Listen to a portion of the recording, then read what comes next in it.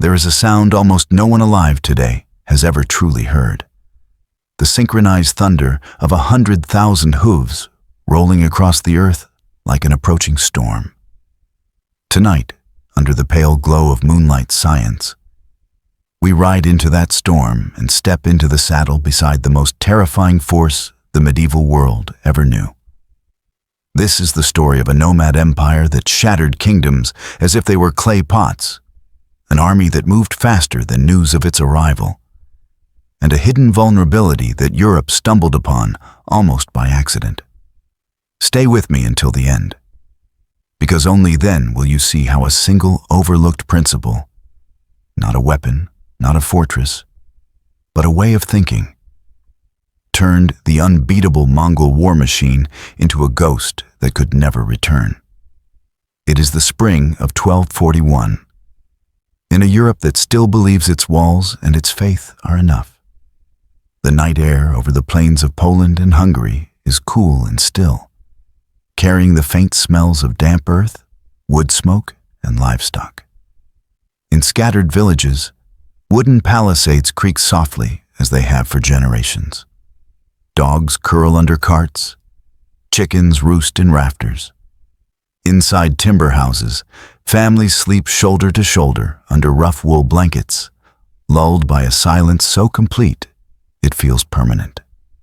The great cathedrals are far away. Here on the frontier, faith is a simple thing. A wooden cross over a doorway, a muttered prayer before bed, a hope that tomorrow will be like yesterday. Far out on the dark horizon, where the land folds into low hills, a different sound begins. It is nothing at first, a faint tremor under the normal noises of the night. A farmer's dog lifts its head, ears twitching. Somewhere, a horse in a paddock snorts and stamps. The tremor grows, like distant thunder without lightning, like a storm that refuses to show itself. If anyone were awake enough to listen carefully, they might notice that it is not random. It has a rhythm, a pounding cadence that seems to roll in waves. On a low rise overlooking the valley, the first silhouettes appear. Not shambling raiders or scattered bandits, but lines, clean, deliberate, and frighteningly straight. Riders crest the ridge in silence, their small, stocky horses stepping lightly despite the distance they've already covered. The moon glints off leather lamellar armor and composite bows slung in cases at their sides. To a European knight, used to the heavy snort of destriers and the clatter of mail, these figures would look almost fragile. But they do not move like men hesitating at the edge of the unknown. They move like craftsmen starting a well-practiced task. A single arm lifts. Behind the leading ranks, torches ignite one by one, crackling into life along the ridgeline like a necklace of fire. It is not for their own sight. They can ride in darkness by feel and memory, but as a signal. From 3 other directions, more torches flare in answer, distant points of orange in the black. What looked like a small detachment suddenly reveals itself as the tip of a spear whose shaft stretches far beyond the villager's imagination. The village sleeps at the center of a net that is already closed. Down in the valley, a sentry on the rough-hewn watchtower hears the rumble at last. He squints into the night, seeing at first only the torches, dozens of them, then the black shapes beneath. His mind reaches for old stories, raiding humans, wandering bands of brigands. But the scale is wrong. The formation is wrong. No band of steppe raiders he has ever heard of moves with this kind of precision, this lack of noise and swagger. His breath quickens. His hand fumbles for the clapper on the iron bell hanging from a crossbeam. The first clang shatters the village's sleep. Dogs erupt in barking. Doors jerk open. Men stumble out half-dressed, gripping spears and axes, blinking at the sudden brightness of torches now kindling within the palisade. Women snatch up children, drag them into the shadow of the church, the strongest building they know. The bell tolls again and again, a panicked heartbeat of iron. Above it, the rumble has become a roar, the earth itself vibrating under the approach of thousands of hooves. On the ridge, the Mongol vanguard breaks into smaller units with the fluidity of water. Hundreds of riders peel off in disciplined columns, fanning out to encircle the village. There is no shouted argument, no confusion, only hand signals and prearranged patterns. Each 10-man squad knows exactly where to ride, exactly which gap to close. Within minutes, the ring is complete. The village is a pool frozen in the eye of a storm. A few local horsemen, half-armored, attempt a desperate sally through the gate, hoping to scatter what they still imagine is a disorganized band. They expect the usual, a chaotic melee of individual duels, heroism measured in how many men a knight can cut down. Instead, they encounter something that feels like a trap sprung in 3 dimensions. The Mongols do not meet their charge head-on. They melt aside, arrows already nocked. Bows bend, strings snap forward with the soft but deadly twang of mastered habit. In the flicker of torchlight, shafts arc. Overhead, dozens, then hundreds, falling with terrifying accuracy into men and horses at full gallop. The field before the palisade becomes a tangle of screaming animals and fallen riders. The survivors try to wheel back, but the circle has closed. More arrows, this time from behind. The knight's heavy armor protects them against slashing swords, but not from barbed points driving into gaps at neck, armpit, and groin. Their great war horses, broad-chested and majestic, are massive targets compared to the nimble steppe ponies. They shriek and go down hard, pitching their armored masters into the dust. Inside the village, panic ripples like fire through dry straw. Some shout for everyone to cram into the church and bar the doors. Others insist on manning the walls, though the walls were built to deter bandits, not a methodical army. Children cry. Old men mutter prayers in Latin and the local tongue. Above it all, the bell continues to ring, as if the sound itself might form a shield. But no help is coming. The nearest fortified town is days away. Messengers cannot outrun what is already at the gate. The Mongols do not rush in for the kill. They tighten the noose, probing with small volleys of arrows, testing for hidden paths, listening for the pattern of response. To them, this is not an enemy stronghold. It is an equation. How many defenders? How high the walls? Where the weakest points lie? How best to extract intelligence and resources with minimal risk? They have already done this in China, in Central Asia, against cities with stone walls 10 times higher than these palisades. A single wooden village on a European plain is not a challenge. It is a line item on an itinerary. Far away, in Paris, in Rome, in the courts of German princes, men debate theology and dynastic marriages, oblivious to the fact that a new kind of storm has just touched their world. On this night, in this forgotten valley, Europe glimpses the future. An enemy that thinks of war not as a contest of courage, but as a science of movement and fear. For the villagers whose roofs already glow with the first tongues of Mongol fire, that distinction is meaningless. But for us, looking back under the cold, impartial light of history, this is the moment when the old rules start to burn. To understand how that night in 1241 was even possible, we have to ride backwards in time, away from the wooden palisades of Europe, and out across a very different landscape. Imagine the world opening up beneath you into an ocean of grass. Not fields confined by hedgerows, but a rolling, unbroken steppe stretching from Manchuria to the Carpathians. In summer, It shimmers green and gold under a sky so wide it seems to swallow you whole. In winter, it hardens into a sheet of ice and wind, where temperatures plunge far below freezing, and the air knifes through wool and skin with equal cruelty. There are no cathedrals here, no stone castles, no cities rising above rivers. There is only the steppe, the wind, the sky, and the people who learn to bend all three to their will. The Mongols call that sky Tengri, the eternal blue sky, a god, a witness, and a judge. Under its vast dome, life is stripped down to essentials. You live or die by your ability to move, to adapt, to read the moods of animals and weather. Herds of horses, sheep, goats, and yaks drift across the plains like living clouds, and their owners drift with them.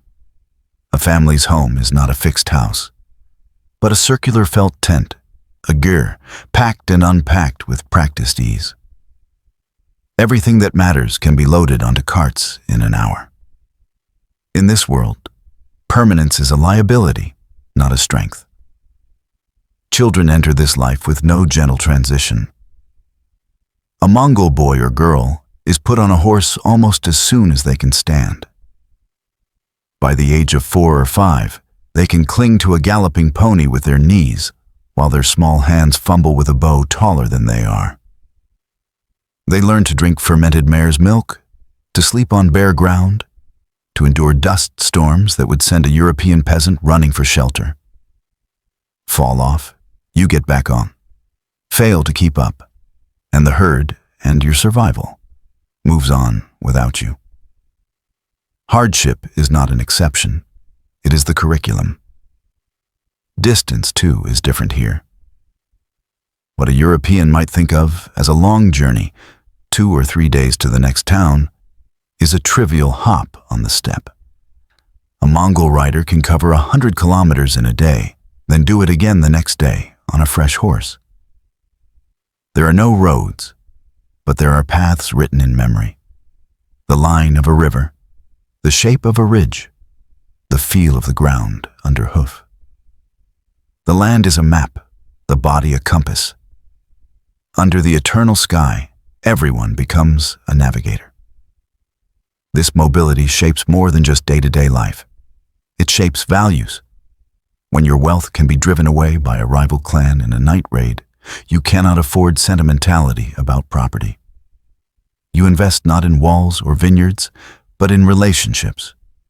Kinship ties, alliances, sworn oaths. A man's honor is his insurance policy. Break a promise, fail in courage, and your reputation evaporates faster than dew, leaving you and your family exposed. Loyalty is not some abstract medieval virtue. It is the glue that keeps you from waking up alone on the steppe with no herd, no comrades, and no future. Conflict is a constant, low-intensity background hum. Tribes raid one another for animals, women, and prestige. Bows are strung, arrows loosed, and then both sides vanish back into the grass before a decisive engagement can occur. Killing an enemy is valuable, but so is stealing his horses, burning his camp, or simply making him look weak in front of his allies. This is not set-piece battle. It is a chess game played at a full gallop. Over generations, the Mongols and their neighbors refine a style of warfare built on deception, feigned retreats, sudden strikes, and an intimate understanding of what a horse and rider can do when pushed to their limits. Crucially, this is a world where written law barely exists. There are no scrolls of canon law, no codified Roman statutes. Justice is administered through custom and charisma. Elders remember who wronged whom, who paid compensation, who shed whose blood. Disputes are settled in councils around the communal hearth, or sometimes with arrows on a hillside at dawn. This gives leaders enormous flexibility, but also makes the steppe chronically unstable. Tribes splinter over insults, brothers turn on each other over grazing rights, powerful khans rise and fall with bewildering speed. The idea of a single authority uniting the entire steppe seems as fanciful as freezing the wind. And yet, within this seeming chaos, the raw ingredients for something unprecedented are assembling. A people hardened by climate, trained from childhood to ride and shoot, unburdened by heavy agriculture or fixed borders, and accustomed to living out of mobile camps is, in hindsight, the perfect material out of which to sculpt a new kind of empire. They have no cities, but they know how to move faster than any city-based army. They have no written law, but they live by codes of loyalty and vengeance that can be forged into something more formal. They lack prestige in the eyes of their sedentary neighbors, but that very obscurity gives them an advantage when they finally decide to move outward. Long before a single Mongol horse hoof strikes European soil, the eternal blue sky has been conducting its own brutal selection. Generations of famine, storm, and tribal warfare have weeded out the slow, the inflexible, the overly attached to place. What remains by the late 12th century is a culture that prizes speed over stability, initiative over obedience to tradition, and the clan bond over the abstract authority of a distant king. On the margins of this windswept world, no one in Europe is watching. No chronicler in Paris or Rome is noting the birth rate of a tiny steppe tribe, or the way their children seem to grow up half horse, half human. The farmers in that doomed village in 1241 had never heard of Tengri, never seen a ger, never tasted mare's milk. Yet on that night, when the dark horizon turned to fire and hooves, they were feeling the full impact of a story that started centuries earlier among anonymous riders under a sky so big it made earthly kingdoms look small. The Mongols arrived in Europe already formed by that sky. Children of an unforgiving teacher, carrying with them not just weapons, but a whole way of life that made the impossible suddenly routine. Out on that enormous steppe, under the same merciless sky, one boy's story becomes the hinge on which everything turns. His name is Temujin. When we first meet him, he is not a conqueror or even a warrior, but a child jolting along in an ox-drawn cart beside his father, Yesugei, the Khan of a minor clan. The wheels groan, the animals snort, and the wind tugs at their clothes as they travel to arrange Temujin's future marriage. This is how alliances are made here, not with treaties written on parchment, but with children promised and exchanged like living knots between families. Temujin's world at this point is small but solid. His father is a respected leader. His mother, Huilun, strong and capable.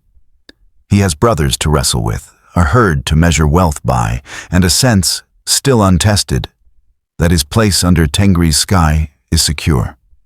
When Yesugei rides away to escort his son home from a brief stay with his future in-laws, there is no ominous music, no sign that everything is about to break. The blow comes from within the steppe's web of obligations and grudges. On his journey home, Yesugei encounters a group from a rival tribe, the Tatars, and is recognized. They hide their hatred behind smiles and bowls of kumis, fermented mare's milk. He drinks with them as custom demands, but the milk is laced with poison. By the time he reaches his own camp, his organs are failing. He dies in agony, leaving behind not just a grieving family, but a power vacuum. On the steppe, weakness is blood in the water. Without Yesugei's personal authority, his followers quickly recalculate their loyalties. Why risk themselves for a widow and fatherless children when stronger Khans are circling? One by one, the families who had once ridden under Yesugei's standard slip away, driving their herds with them.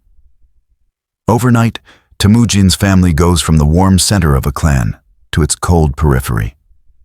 Huilun wakes to find their encampment eerily silent, the support network gone. What follows is a childhood of brutal, intimate deprivation. The family's herd is mostly taken. They are abandoned to the worst grazing lands, where grass is sparse and game elusive. Temujin and his siblings scavenge for roots, berries, and small animals. There are stories of them boiling the leather of their own gear to extract a few more calories. Hunger stops being an occasional visitor and becomes a daily companion, an ache that gnaws during the long winter nights, when wind rattles the felt walls of their tent. It is not just nature they must contend with, but human predators. Former allies become indifferent neighbors at best, raiders at worst. As the children grow into their early teens, resentments over inheritance and authority flare inside the family itself. Temujin and his half-brother Better quarrel over food, over leadership, over who has the right to dictate the family's future. In a moment that will haunt him and define him, Temujin decides the dispute cannot be allowed to rip the family apart. With his younger brother Kasar, he ambushes Better and kills him. On the steppe, fratricide is both a crime and a grimly understandable act. The boundary between survival and savagery is thin. For Temujin, it becomes a lesson carved deep. Threats closest to you are often the most dangerous. Blood ties, he realizes, are not shields. Trust, even in kin, must be earned, not assumed. The boy who rides away from his brother's body is carrying more than guilt. He is carrying a conviction that will shape his future. No one will ever leave him that vulnerable again. Humiliation soon adds to hunger and guilt. At one point, a rival clan captures Temujin, shackles a heavy wooden collar around his neck, and parades him as a prisoner. For days, he stumbles under the weight, mocked and beaten, a living trophy of a minor victory. The collar is more than physical restraint. It is a symbol of utter helplessness. Yet even in this state, Temujin watches, listens, memorizes. He studies how guards change shifts, how drunk they become at night, how the camp is organized. One evening, he seizes a chance, knocking down a guard, fleeing into the darkness, hiding in a river reed bed while his captors search with torches. When he finally escapes for good, he carries another indelible lesson. Any cage, physical or political, is built by human decisions. It can be unbuilt. Alone on the steppe, with no father to guide him and no powerful patrons to protect him, Temujin begins to assemble his own network, one thread at a time. He forges onto bonds, lifelong sworn brotherhoods, based not just on blood, but on shared hardship. Men who stood by him when he had nothing, like Bo Orchu and Jelme, will later command armies, not because of noble birth, but because Temujin has seen them fight, starve, and bleed at his side. Loyalty, he decides, must be personally tested, never assumed. Each betrayal, each abandonment, burns like a brand into his memory, but it does not turn him into a hermit or a bandit. Instead, it becomes fuel for a cold, patient ambition. He comes to see the steppe's chaos, its endless feuds and shifting alliances, not as immutable fate, but as a flaw that a determined mind might fix. The boy who once went hungry because clumsy tribal loyalties collapsed begins to imagine a different order, one where allegiance is to a leader and a law, not to a fickle lineage. By the time he is a young man, Temujin is no longer just surviving the storm of the steppe. He is learning how to steer it. Power, he has discovered, is the only reliable shelter under the eternal blue sky. Not the inherited power of a famous ancestor, not the temporary power of a big herd, but the kind of power that comes from binding people to you with oaths they believe in. He has no city, no script, no royal court. What he has is an unshakable conviction that the world that failed his family does not have to remain as it is. Out of hunger, fear, and rage, an idea is forming. One that will soon reach out from this lonely, windswept childhood and begin to rewrite the map of the world. The young Temujin, who has learned to trust almost no one, could have become just another steppe warlord. Brutal, charismatic, and ultimately forgettable. Instead, he does something no one before him has managed. He looks at the chaos of the steppe and decides to rewrite its rules. The first step is not a glorious battle, but a quiet, deliberate act of imagination. What if loyalty did not end at the edge of a clan? What if men could be bound together not by the accidents of birth, but by shared purpose and law? As Temujin's following grows, he begins to test this idea. He does not simply gather his father's old allies and reclaim a traditional position. He reaches far beyond that, offering protection and opportunity to anyone willing to swear directly to him. Displaced families, outcast warriors, even former enemies. If they accept his authority and prove themselves in hardship, they are folded into his camp. Each new supporter is a tiny rebellion against the old order that says you belong only to your bloodline. Under Temujin, belonging becomes something you choose. At the same time, he is ruthlessly realistic about what holds power together. Fear and charisma alone are not enough. He needs structure. He begins to organize his followers into units based on a simple but revolutionary principle: the decimal system.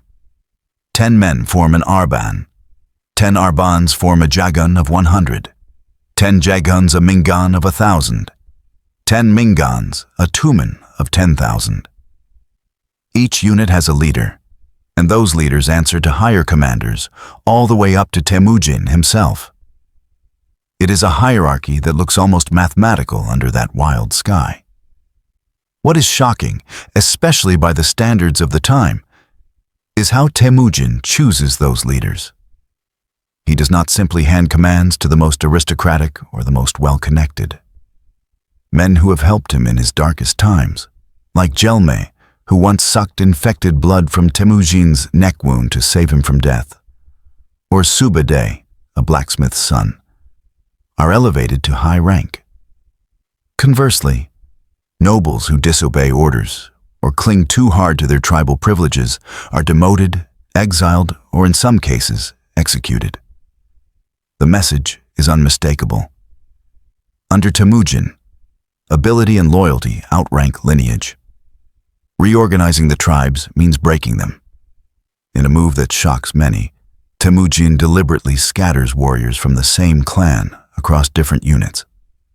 A man might find himself in an arban with strangers from 3 or 4 different tribes.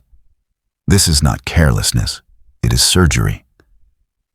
By cutting across old loyalties, he prevents any one tribe from becoming a rival power base inside his army. It is painful. Men grumble at being separated from cousins and brothers. But it works. Slowly, their primary identity shifts from "I am of the Taichud" or "I am of the Jalair" to something new. I am a warrior of Temujin. Law becomes the second spine of this new order. From years of betrayal and lawlessness, Temujin knows that without clear rules, everything unravels. As his power grows, he begins to articulate a code known as the Yasa. It is not written down in his lifetime, but it is memorized and enforced with terrifying consistency. The Yasa forbids kidnapping women from other families without permission, stealing livestock within the Confederation, and harboring runaway slaves. It mandates sharing spoils fairly after battle and imposes death for serious crimes like desertion, betrayal, or lying about one's share of loot. To a European chronicler reading about it later, the Yasa sounds harsh, even barbaric.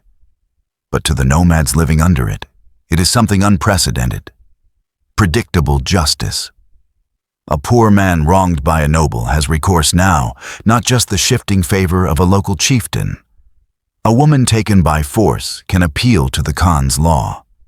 In the short term, some resent the intrusion of centralized authority into tribal custom.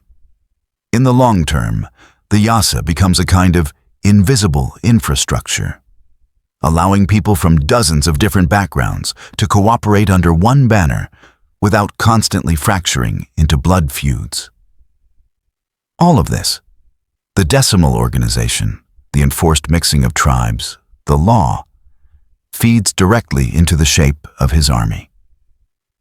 It is no longer a loose cloud of horsemen who might scatter at the first sign of trouble or switch sides if a cousin calls. It is a disciplined organism that can be broken apart and reassembled in predictable ways.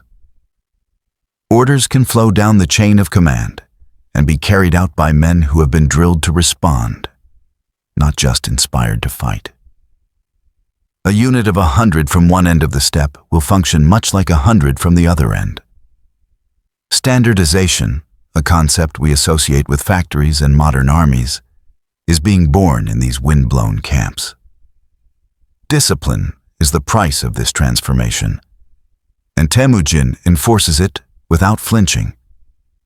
If a soldier abandons his post in battle, not only he but sometimes his entire army is punished.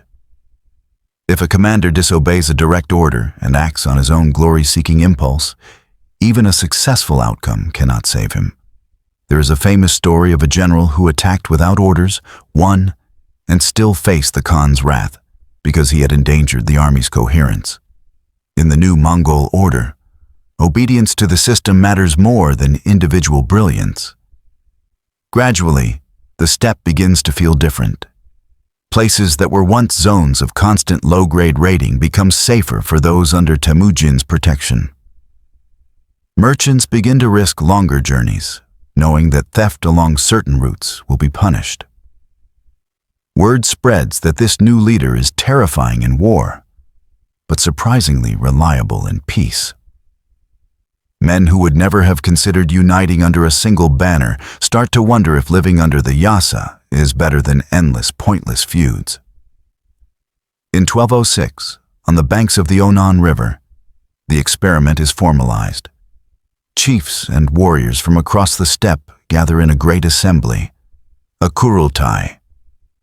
There they proclaim Temujin not just as a leading Khan among many, but as Genghis Khan, the universal ruler. It is a title that would have been unthinkable a generation earlier. Yet it rests not just on his personal charisma or battlefield victories, but on the new architecture of power he has built. A lattice of law, merit, and discipline strong enough to hold an empire's weight. From this point on, when the Mongol horsemen move as one across continents, they are not doing so by instinct alone. They are the visible expression of an invisible system Temujin carved out of hunger and betrayal. The same mind that once plotted an escape from a wooden collar has now placed a collar of a different kind around the steppe itself. A framework of rules and roles that, for a time, makes its scattered tribes into the most formidable war machine the world has ever seen. By the time Temujin becomes Genghis Khan, the machine he has built is not just political. It is made of flesh, leather, sinew, and wood. To understand why that village in 1241 never had a chance, you have to look closely at a single Mongol warrior in the prime of this new order. At first glance, he does not look like the stuff of nightmares to a European knight. He is lightly built, wrapped in layers of leather and felt, his armor more flexible than imposing. His horse is small compared to the great destriers of the West, barely reaching their chests in height. There is no shining steel, no fluttering banners, no thundering charge with lances couched. And yet, everything about him is optimized for a kind of war Europe has never seen. Start with the bow in his hand. It is not a simple bent stick, but a composite masterpiece. layers of wood, horn, and sinew glued together, then wrapped and cured over months.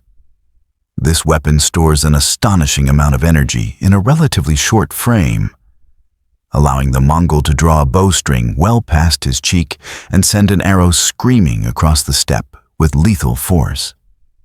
In tests and reconstructions, such bows can reliably hit targets beyond 200 meters and harass enemies well past 300.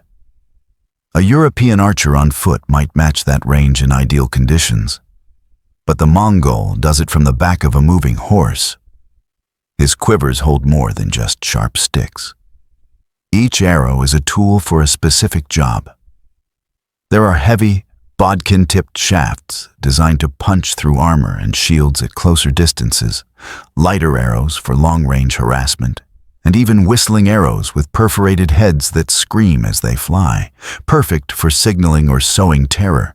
In some sieges, they will fire arrows wrapped with burning material or carrying small packets of incendiary chemicals, turning the sky itself into a burning net. The warrior's hands move over this arsenal with unconscious familiarity. He can twist in the saddle, turn backward, and fire at full gallop, his body flowing with the motion of the horse rather than fighting it. He is no mere archer, though. At his belt hangs a curved saber, ideal for slashing at exposed limbs and necks in close combat. A small axe or mace may hang from the other side, a practical tool that doubles as a brutal backup weapon. A dagger is tucked into his boot. If battle collapses into chaos, he is not helpless without his bow. But his first instinct is never to close and trade blows. It is to keep moving, keep the distance fluid, turn the battlefield into a three-dimensional hunting ground instead of a fixed killing field. Beneath him, the true engine of Mongol power snorts impatiently. The steppe pony is a marvel of evolutionary and cultural engineering. Centuries of harsh winters and selective breeding have produced an animal that can survive on scrub grass and ice-crusted forage, where European horses would starve. Short, barrel-chested, with strong legs and dense bone, these ponies are not built for show tournaments. They are built for endurance. A Mongol herd is not pampered in stables. The horses learn to dig through snow for grass, to endure days of riding with minimal grain. They are as tough as the people who ride them. Crucially, a Mongol warrior does not rely on just one. In a full campaign, he may have 4, 5, even 6 remounts. As one horse begins to tire, slick with sweat, he swings onto another, letting the first recover while still keeping the column in motion. Rotating through his herd like this, he and his comrades can cover distances that seem insane to sedentary generals. 80, 100, even 150 kilometers in a day, and still be ready to fight at the end of it. For comparison, many European forces consider 20 to 30 kilometers on foot a solid day's march. This mobility is not just about straight-line speed, it is about strategic surprise. A Mongol army can vanish beyond the horizon, loop around a supposed natural barrier, and reappear on a flank or in a rear area that the enemy thought was safe for weeks. Scouts ride far ahead, mapping rivers, fords, and grazing fields. Supply is carried not in slow-moving carts, but on herds themselves. Sheep and goats that walk with the army and, when needed, become food. A Mongol can open a vein in his horse's neck, drink a mouthful of hot, iron-tasting blood, and seal the wound without crippling the animal, gaining emergency calories when supply lines thin. The warrior's own body has been shaped from childhood for this life. His legs have grown with a permanent memory of the saddle. His lower back and core muscles are tuned for balancing at speed, absorbing shocks that would break a less trained rider. His eyes have learned to judge distances across featureless terrain, to spot dust plumes that mean enemies, to read weather changes hours away. He can function on little sleep, catch rest in snatches, curled up in a cloak beneath his horse or his saddle propped as a pillow. When thousands of such men ride together under the system Genghis Khan has imposed, they cease to be a collection of individuals and become something more like a living storm front. Orders passed down the chain can turn this river of horsemen into a net, a spear, a ring. A feigned retreat is as natural to them as breathing. Turning in the saddle to fire backward while seeming to flee is a drilled reflex, not an act of genius in the moment. To an opponent used to slow deployments and rigid formations, it feels like fighting the wind. In Europe, knights in armor are the symbols of war, heavy, expensive, and terrifying in a straight charge. But they are tied to roads, to fodder supplies, to the gradual pace of infantry and baggage trains. The Mongol warrior and his string of tough ponies live by a different physics. They can circle, probe, and vanish in the time it takes a European host to even form lines. By the time word of their approach reaches a castle or a town, the vanguard may already be at the gates. The steppe arsenal is not just about weapons. It is about turning human and animal endurance into a weaponized form of time itself. Speed and endurance made the Mongols deadly. What made them strategic was something less visible: the way they turned information into a weapon. Their enemies often described them as appearing out of nowhere, like a swarm of locusts blown in by an evil wind.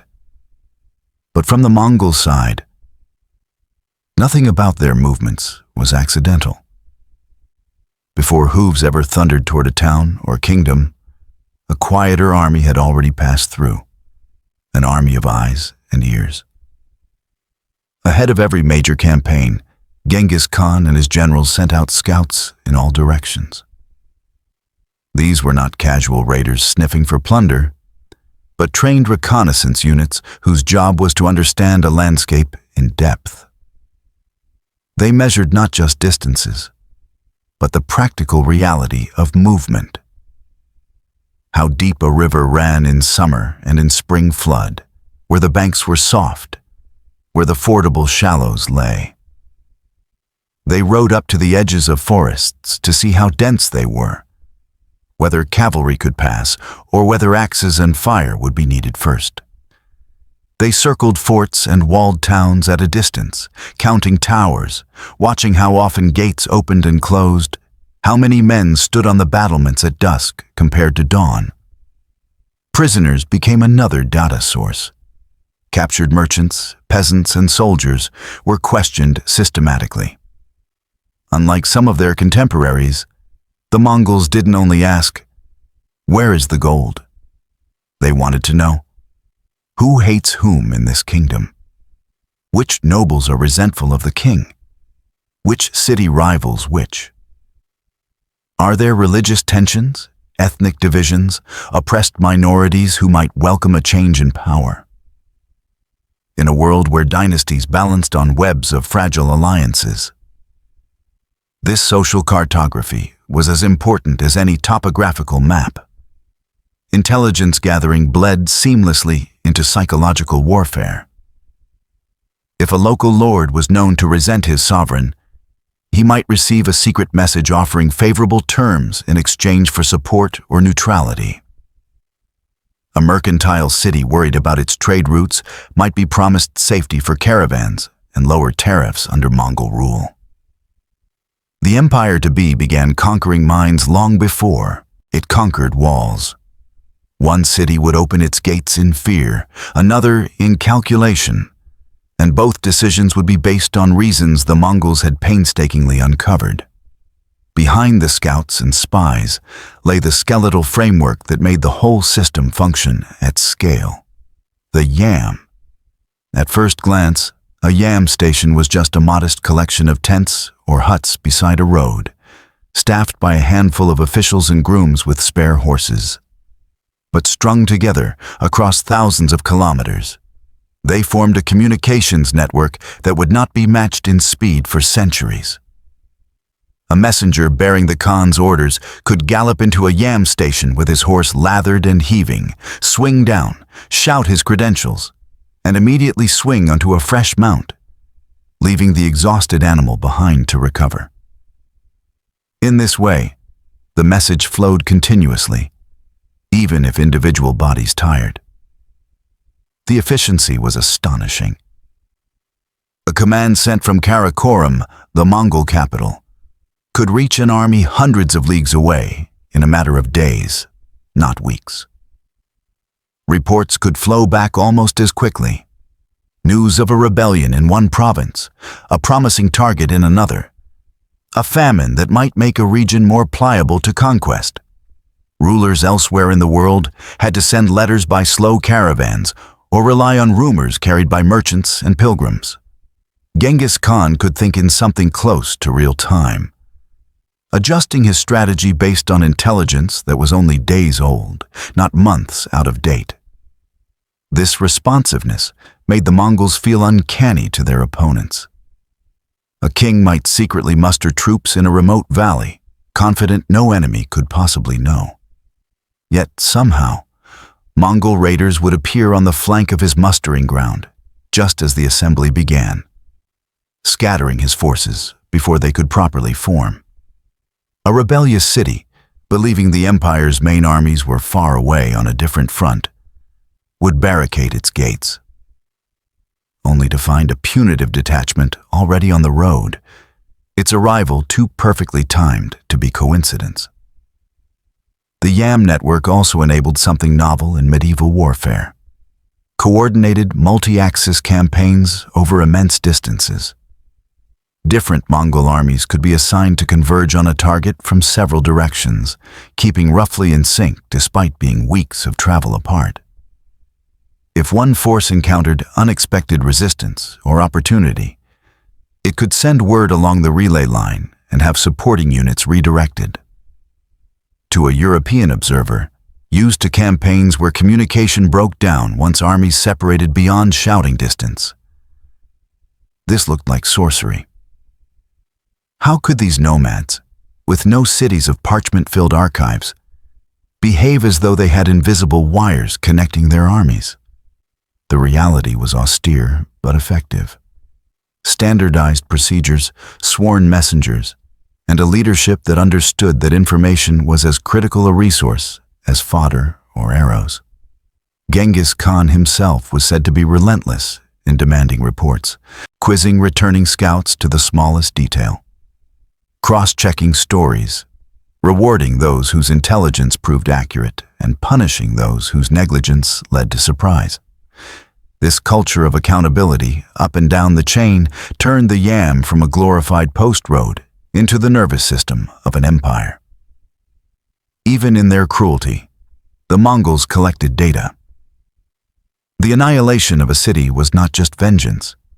It also sent a calibrated signal. This is what happens if you resist.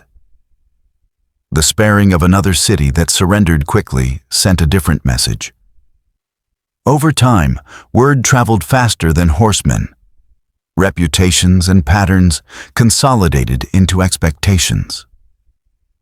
By the time Mongol banners appeared on a distant horizon, many defenders had already made up their minds: fight and risk obliteration, or yield and hope the stories of relative mercy were true. Either way, the Mongols had already shaped the reaction before the first arrow was loosed. Centuries before telegraphs clicked or radio waves crackled across borders, the Mongols had grasped a principle that modern militaries still live by. Victory belongs not just to those who hit hardest, but to those who see furthest and talk fastest. To a besieged European town in 1241, it looked like the Mongols materialized from emptiness. In reality, by the time the first horsemen appeared at their walls, their land, their politics, even their likely fears had already been mapped, measured, and fed into a war machine guided by streams of information moving almost as quickly as the riders themselves. To see how this invisible storm first broke against a sophisticated state, we have to turn east to a very different kind of landscape. Northern China under the Jin dynasty is the opposite of the Mongol steppe in almost every way that matters. Where the steppe is open, fluid, and movable, Jin territory is gridded with fields, irrigated by canals, and anchored by cities whose walls loom like man-made cliffs. Brick and stone rise in layers, outer walls, inner citadels, watchtowers bristling with crossbows. Bureaucrats in silk move through offices piled with scrolls. Tax ledgers, not herds, measure wealth. Here, power is something written, stamped, and filed. From the Jin perspective, the nomads to the north are a familiar nuisance. For centuries, different steppe peoples have raided the frontier, snatching livestock, burning a few outlying villages, then fleeing back into the grass when imperial armies lumber out to punish them. The solution has seemed straightforward. Build bigger walls, station more troops, fortify passes. Stone and earth are supposed to be the great equalizer, turning mobile raiders into helpless spectators outside. When the first Mongol detachments begin to probe Jin territory, many officials assume this is more of the same. Reports filter in. A new Khan among the northern tribes, unusually determined, with a knack for uniting fractious clans. Troublesome, perhaps. But the Jin have seen nomad confederations rise and fade before. What they have not seen is someone like Genghis Khan, who looks at their walls and does not simply snarl and ride away. He studies. The initial incursions are tests, not full-scale invasions. Mongol scouts ride along the great defensive lines, noting where garrisons are alert and where they are lax. They ambush patrols, capturing soldiers and low-ranking officers, then question them, not just about troop numbers, but about internal politics. They learn that the Jin court is riven by factional struggles, that some generals feel neglected, that resentment simmers among subject peoples forced to bear heavy tax burdens. As in Central Asia later, the Mongols are already mapping seams they can pry open. At the same time, Genghis Khan does something that no previous steppe leader has done so systematically. He begins to recruit specialists from among his enemies. Chinese engineers, siege masters, artisans, and defecting officers find themselves spared in the aftermath of battles where ordinary soldiers and civilians are often slaughtered or enslaved. They are questioned, tested, and, if useful, integrated into the Mongol war machine. The Khan, who grew up without cities or writing, proves astonishingly open to foreign skills, as long as they serve his purpose. Under their guidance, Mongol camps begin to sprout unfamiliar structures, rough models of siege towers, wooden frames for traction trebuchets that can hurl massive stones, carts fitted with protective screens. Blacksmiths experiment with new kinds of arrowheads and incendiaries. What emerges from this improvisational laboratory is a hybrid force, cavalry that can move like a storm across open ground, but which is now learning how to stand still when needed and rip down stone. The Jin learn this the hard way. Early on, a frontier city might see dust on the horizon, hear the now familiar thunder of hooves, and assume it can simply close its gates and wait. After all, raiders have no patience. They burn what they can reach and disappear.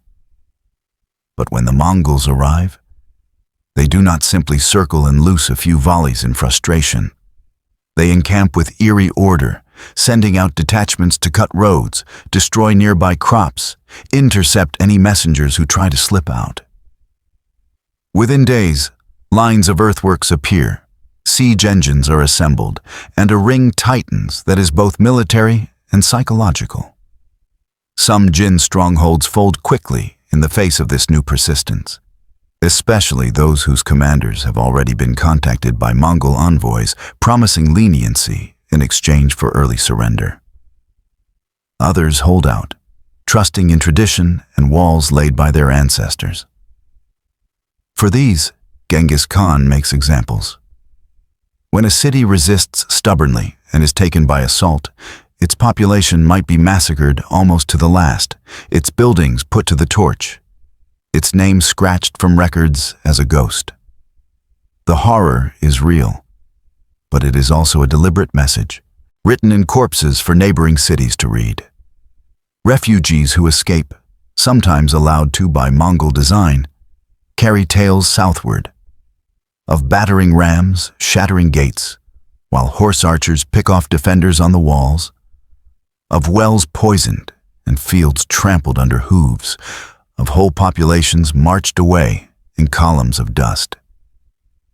Yet mixed into the terror is a more unsettling detail. The invaders are not random in their brutality. Artisans with particular skills are sorted and sent away alive. Clerks who know how to manage granaries are commandeered. Young men fit for soldiering are tested and, in some cases, conscripted.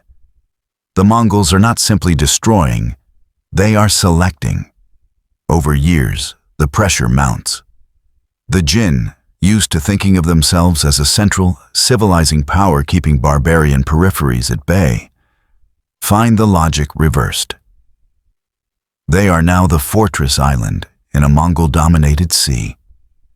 Their armies, built around heavy infantry and slower cavalry, struggle to respond to an enemy who can raid hundreds of kilometers deep, vanish, and then reappear in strength where least expected. Attempts at counter-invasion into steppe territory fail, bogged down by logistics and ambushes. Every defeat sends more defectors, engineers, officers, entire units into Mongol hands. Genghis Khan, watching this, refines his methods. He uses captured grain to feed his troops, captured tax officials to extract tribute, captured maps to plan further thrusts. The empire he is dismantling has spent centuries perfecting wall building, bureaucracy, and static defense. He is perfecting their opposite: movement, flexibility, and a kind of applied anthropology of conquest. Where the Jin put their faith in mass and solidity, he places his in flow and adaptation. When the northern Jin capital of Zhongdu, near modern Beijing, finally falls after prolonged siege and starvation, the shock reverberates far beyond China. Here is a dynasty with deep roots, great walls, siege engines of its own, and a sophisticated administrative core, brought low by an enemy with no single capital, no fixed borders, and a leadership that can ride away from victory as easily as it rode toward it. To the world watching, if they are honest, it looks less like a fluke and more like a new pattern, a methodical step-by-step dismantling of sedentary states by an army whose home is motion. The Jin's fall is the first major proof of concept for Genghis Khan's experiment. It shows that the combination of steppe mobility, borrowed siegecraft, disciplined organization, and ruthless psychological calculus can break not only scattered tribes, but great walled civilizations. The shockwave from that collapse ripples westward. Somewhere far away, in Europe, men in mail hauberks are still drilling in fields, unaware that the techniques honed against Chinese walls will, within a few decades, be cast like a dark shadow across their own frontiers. The destruction of the Jin is so shocking that it is tempting to see the Mongols purely as a force of annihilation, a cosmic eraser moving across maps. But inside Genghis Khan's mind, something more complex is taking shape. The same man who grew up with nothing now controls an expanding swath of Eurasia. Raids that once aimed simply at stealing animals or booty are beginning to feel, to him, like missed opportunities if all they leave behind is ash. What if, instead of merely stripping wealth and leaving ruins, he can turn conquest into a permanent source of power? We see the shift in the way he treats people inside the cities he takes. Yes, there is massacre and terror, especially in places that resist. But even in those charnel grounds, a grim sorting is underway. Engineers who know how to build bridges and siege engines are separated out. Blacksmiths, weavers, papermakers, and gunpowder specialists are spared and tagged for relocation.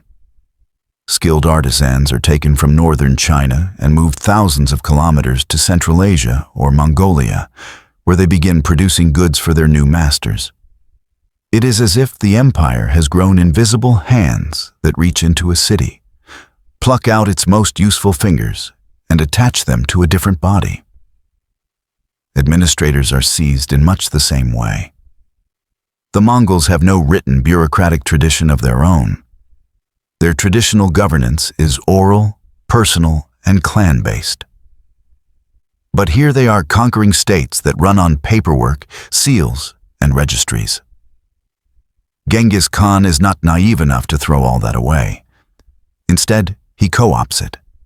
Men who know how to collect taxes, manage grain stores, and organize corvée labor are put back to work. Only now, their signatures and calculations serve the Khan instead of a Chinese or Central Asian monarch.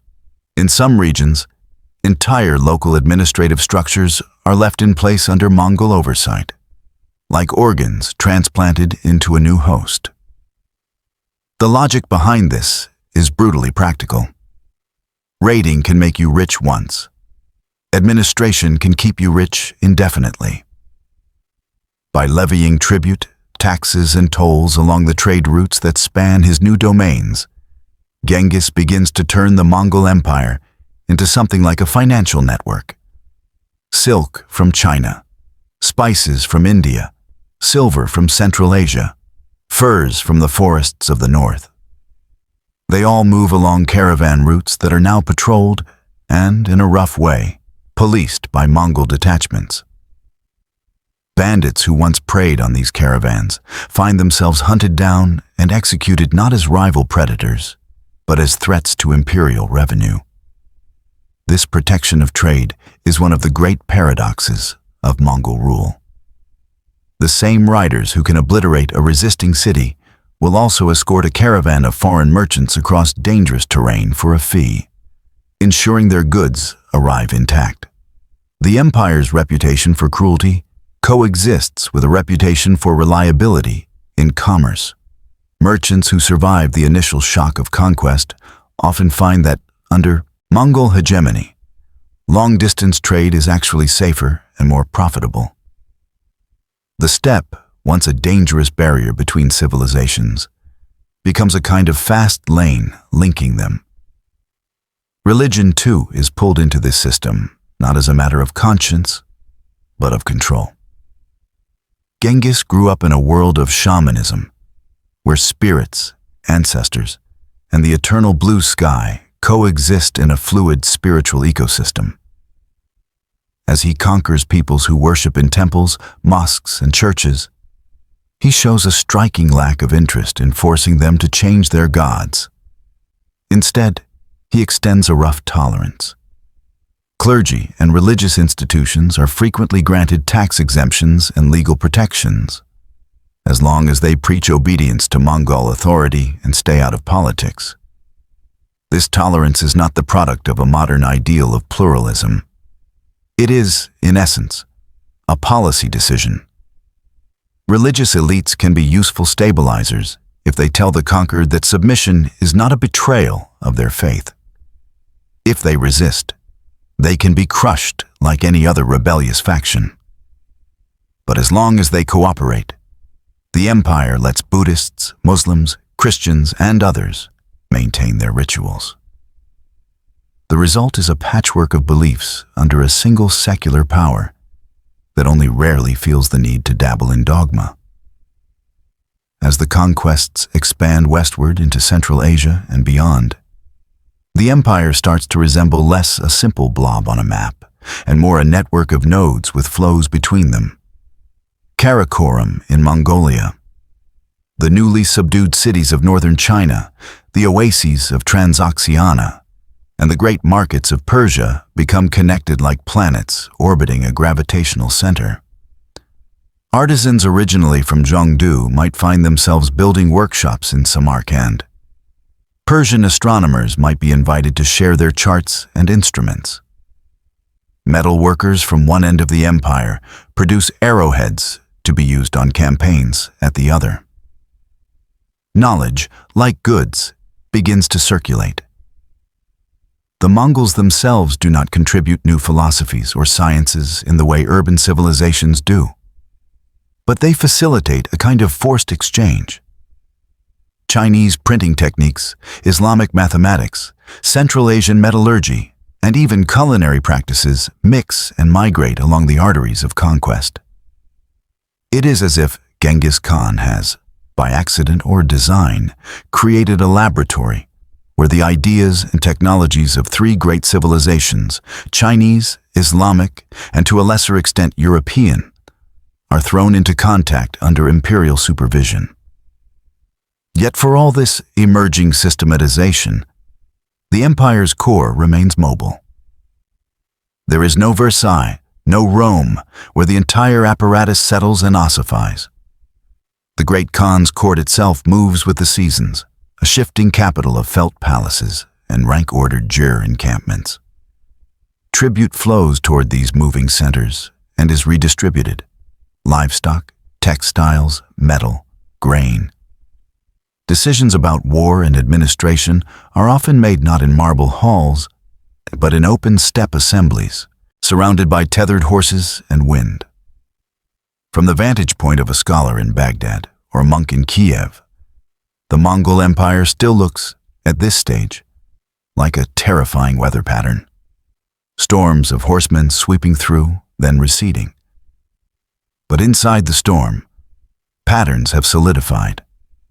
Military raids have become tributary systems. Loot has become tax. Captured specialists have become the human infrastructure of a multi-continental order. The nomads have not become sedentary, but they have learned to parasitize and coordinate sedentary systems in a way no previous steppe power ever managed. What began as desperate raids by hungry clans under a boy named Temujin is evolving into something that, in some ways, anticipates modern empires. A structure that extracts resources, moves them across vast distances, and uses them to fund further expansion. The Mongols are still, to their enemies, riders out of nowhere. But increasingly, when those riders disappear beyond the horizon, they leave behind not just ashes, but an invisible web of obligations, officials, and trade that tethers far-flung regions to a center that moves, but does not vanish. The new Mongol world system, with its protected caravans and carefully managed trade, is put to the test on the hot, dusty plains of Central Asia. Here, between the Caspian Sea and the mountains of Iran and Afghanistan, lies the Khwarezmian Empire, a wealthy, cosmopolitan state straddling the old Silk Road routes. Its cities, like Bukhara, Samarkand, and Urgench, have grown fat on commerce flowing between China and the Islamic heartlands. Genghis Khan, recognizing their value, initially approaches not with swords drawn, but with open hands. He sends caravans laden with goods, envoys bearing gifts and offers of friendship. It is, in effect, a proposal. Accept a place in the Mongol-dominated trade network and prosper. The Khwarezmian Shah, Ala ad-Din Muhammad II, sees things differently. From his perspective, he is the ruler of a proud, ancient region. This upstart steppe warlord, however formidable, is still a barbarian from the north. The arrival of Mongol envoys and merchants is disturbing not just because of their foreignness, but because of what they imply: a shift in the balance of power. To accept their presence fully might be to acknowledge Mongol superiority. Pride and fear mix into something combustible. The spark comes in the frontier town of Otrar, where a large Mongol caravan arrives, hundreds of merchants, guards, and animals, carrying goods worth a fortune. The governor, suspecting, perhaps rightly, that among them are spies gathering information on Khwarezm's defenses and politics, seizes the caravan. The merchants are arrested, their goods confiscated. Then, in a move whose exact motives are still debated, he orders them executed. When word reaches Genghis Khan, it is not merely a commercial loss. Under steppe custom, envoys and guests are sacrosanct. To kill them is an insult that demands a response. Still, he does not reach for the sword immediately. He sends an embassy directly to the Shah. 3 men, including one of Mongol origin and 2 Muslims, carefully chosen to show respect for Khwarezmian faith and culture. They carry a simple message: hand over the governor of Otrar for punishment and restore what has been taken, and peace can be preserved. The Shah's response turns a crisis into a cataclysm. He has one of the envoys beheaded, the others humiliated and sent back. In one stroke, he refuses restitution and spits on the very idea that the Mongol ruler has the right to demand justice. For Genghis Khan, who has built his authority on the sanctity of his word and the enforcement of law, this is intolerable. An attack on a caravan might be forgiven as banditry. The murder of envoys is a direct challenge to his status and the order he is trying to impose across Eurasia. He convenes his generals, including his brilliant Lieutenant Subadeh, and outlines what will follow. This will not be a punitive raid. It will be a demonstration. In 1219, the Mongol war machine rolls west toward Khwarezmia. Estimates of their numbers vary, but what matters is not sheer headcount. It is the way they move. The army splits into several tumans and sub-armies, each assigned specific objectives, but all coordinated through the YAM communication network. One force is tasked with besieging Otrar, the offending frontier city. Others head toward Bukhara and Samarkand, the glittering jewels of the Shah's realm. Another swings wide, crossing deserts that Khwarezmian planners considered impassable to large forces, to fall on cities from unexpected directions. The campaign is a masterclass in multi-front pressure. At Otrar, Mongol siegecraft learned in China is unleashed. Sappers undermine walls, miners collapse towers, catapults hurl stones and incendiaries. When the city finally falls after a long siege, its governor is captured. Genghis Khan ensures that his punishment matches the crime. Accounts differ on the exact method, but all agree it is prolonged and designed as a spectacle. The population fares little better. Tens of thousands are slaughtered or enslaved. The ruins of Otrar stand as a first grim letter in a message being written across the Shah's lands.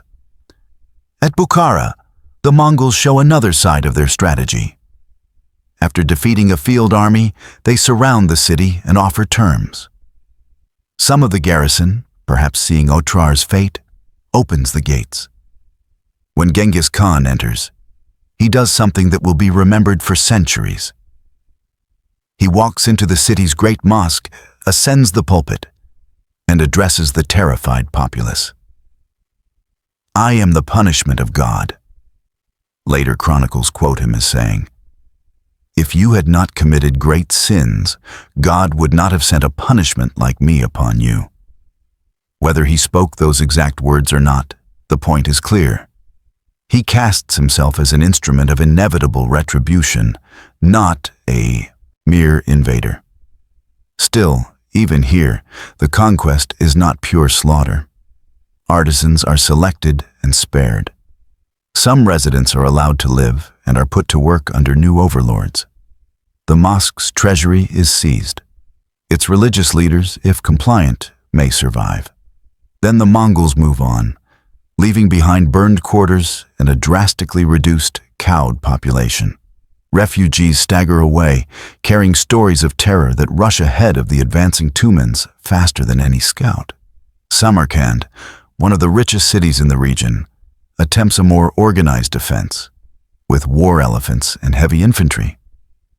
The Mongols, undeterred, encircle it, cut its water, and use prisoners as human shields. Siege engines bombard the walls relentlessly. When betrayal from within opens gates, the city collapses into chaos.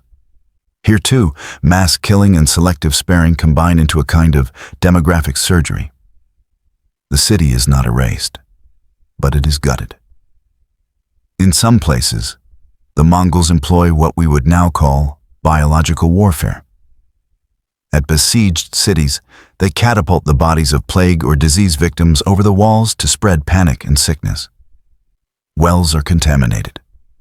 This is not a primary strategy, but it shows a chilling willingness to use any means that accelerates collapse. No chivalric code holds them back. Only efficiency and the Khan's will set boundaries. Shah Muhammad, chased from one refuge to another, watches his domain unravel. His armies, divided and poorly coordinated, cannot match the Mongols' speed or their ruthless exploitation of local discontent. Governors surrender or flee, cities change hands, and the once proud ruler ends his days as a fugitive on an island in the Caspian Sea, dying of illness and failure, his empire in ruins. To the wider medieval world, Muslim and Christian alike, the Khwarezmian disaster sends a shuddering message. Here was a major Islamic power, with fortified cities and long traditions of statecraft obliterated within a handful of years. Stories of what the Mongols did in Central Asia, pyramids of skulls stacked outside city gates, rivers diverted to drown towns, entire regions depopulated, spread like ghost tales told around fires from the Middle East to Europe. Many of these accounts exaggerate, but the core truth is horrific enough. When properly provoked, the Mongols do not simply defeat, they annihilate. For Genghis Khan, the campaign is both vengeance and a signal carved into geography. He has punished the murder of his envoys not just with a few retaliatory raids, but with the erasure of an empire. Anyone, from a petty border governor to a crowned king who contemplates harming Mongol envoys or caravans, now knows the possible price. Under the eternal blue sky, in the emerging Mongol order, insult is not a matter of hurt feelings. It is a casus belli for total war. By the time the Khwarezmian Empire lies in ruins, the Mongols have perfected another, less tangible instrument of conquest, one that rides not on horses, but on human tongues and terrified imaginations. Fire and iron may break walls, but stories seep through keyholes and over mountains. Genghis Khan, who grew up in a world where reputation could mean the difference between being attacked or left alone, understands this instinctively. Under his rule, terror stops being just a byproduct of war and becomes, in a cold sense, policy. The raw materials of this policy are the atrocities we've already glimpsed. Cities put to the sword after stubborn resistance, populations marched away in chains, governors executed in spectacularly cruel ways. In a purely tactical sense, such acts might seem wasteful. Dead peasants cannot pay taxes. Burned towns cannot contribute tolls or craftsmen. But Genghis Khan is playing on another, larger board. Each destroyed city is also a message, a letter written in smoke and blood to a dozen others that have yet to choose between defiance and submission. The Mongols are careful messengers. When a city is slated for annihilation, not everyone is killed. Some merchants, peasants, or minor officials are deliberately allowed to flee. They stagger away, barely alive, carrying nothing but the clothes on their backs and a head full of horrors.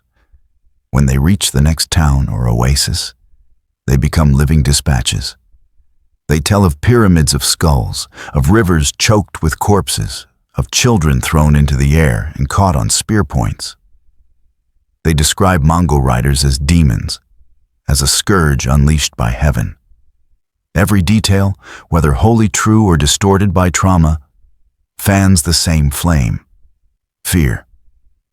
At the same time, the Mongols craft the other half of the equation. Their envoys do not only bring threats, they bring offers. Before laying siege to a city, they often send a formal summons. Open your gates, hand over your weapons, accept Mongol overlordship, and you will be spared. Your lives, your religion, your property, within bounds, will be allowed to continue. Resist, and you will be treated as Otrar or Urgench were treated: erased. This stark choice is repeated again and again, until it becomes a kind of equation in the minds of rulers from China to Eastern Europe. Surrender equals pain and humiliation, but survival, resistance equals possible honor, but a high risk of collective suicide. Because they enforce this binary consistently, it gains credibility. When a city submits early, and the Mongols keep their side of the bargain, sparing most of the population, protecting commerce, even leaving local officials in charge under supervision, that story travels too. In taverns and mosques, in markets and monasteries, people trade intelligence. The city that fought was destroyed. The one that surrendered still stands, though under tribute. Over time, fear and pragmatic self-interest begin to weave together into a powerful incentive to cooperate. This psychological campaign extends onto the battlefield. Before an engagement, Mongol scouts sometimes capture a few enemy soldiers, maim or execute them in front of their comrades, then release others to tell the tale. In some sieges, prisoners are driven ahead of advancing troops as human shields, forcing defenders to fire on their own people or hold their fire. After victories, the corpses of the defeated might be arranged in grotesque formations, stacked in mounds, impaled on spikes, or left in deliberate rows along roads, to ensure that anyone passing through understands exactly who now holds power. From our modern vantage point, this looks like unmitigated barbarity, and it is barbaric. But it is not senseless. The Mongols are reducing what economists would call transaction costs. Every siege avoided, every battle that never materializes because the enemy simply gives up, saves arrows, horses, and Mongol lives. Terror is an investment up front that yields returns in the form of faster conquests later. Cities that might have held out for months or years against a conventional enemy sometimes fold after only a few days of demonstration attacks. Their leaders already half defeated by the nightmares carried to them from other fronts. The written word too plays a role, though more indirectly. Chroniclers in the Islamic world and later in Europe record Mongol atrocities in breathless, horrified detail. Some of these writers are eyewitnesses, others compile hearsay. Either way, their texts become early amplifiers of the Mongol image. Later generations' understanding of the empire is filtered through these accounts, which emphasize the spectacular violence while often downplaying the more mundane realities of administration and trade. The Mongols themselves are not publishing propaganda tracts, but they benefit from this chorus of fear. Their reputation expands faster and farther than their actual armies. What makes this strategy so chilling is its calculated fairness. The Mongols are not randomly cruel. They are predictably cruel. The ruler who kills a Mongol envoy or slaughters a surrendered garrison can almost guarantee catastrophe. The one who swallows his pride early, sends hostages, and opens his granaries may find, to his astonishment, that life under the new overlords is harsh but survivable. This consistency allows the empire to stretch its reach farther than its tumans could ever patrol continuously. People in distant lands begin to self-police their behavior, weighing not just local politics, but the likely Mongol reaction. In this way, Genghis Khan turned something intangible, fear, into a concrete strategic asset. His generals can plan campaigns assuming that a certain percentage of targets will collapse at the mere rumor of their approach. This frees them to allocate resources more efficiently, to gamble boldly knowing that their terrifying reputation will often do as much work as their arrows. Standing in the wreckage of a city like Urgench, with smoke in your lungs and the smell of blood everywhere, this logic would be invisible. It would feel like pure apocalypse. But at the scale of continents, terror as a weapon system becomes a kind of dark technology, one that multiplies the reach of cavalry and siege engines. Long before Europe learns to print leaflets or drop bombs, the Mongols have already discovered that the most devastating weapons are sometimes not what you hurl over walls, but what you plant in the minds of those who have not yet seen you, but already fear that they will. While pyramids of skulls bake under Central Asian suns and the ruins of Khwarezm smolder, the first faint echoes of this catastrophe begin to drift into Europe. They arrive not as official dispatches or papal bulls, but in the mouths of men who live by moving between worlds, merchants, pilgrims, and wandering clerics. In smoky taverns in Krakow, in market squares in Regensburg, in the cloisters of monasteries along the Rhine, scraps of conversation surface. Someone has seen, or heard from someone who has seen, an army unlike any other. Riders from the farthest east who do not negotiate or ransom, but simply appear, surround, and erase.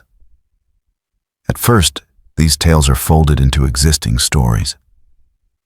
Medieval Europe is already rich with legends of distant monsters, dog-headed tribes, nations that eat only raw flesh, the mysterious peoples beyond the lands of the Saracens. Biblical imagination supplies another framework.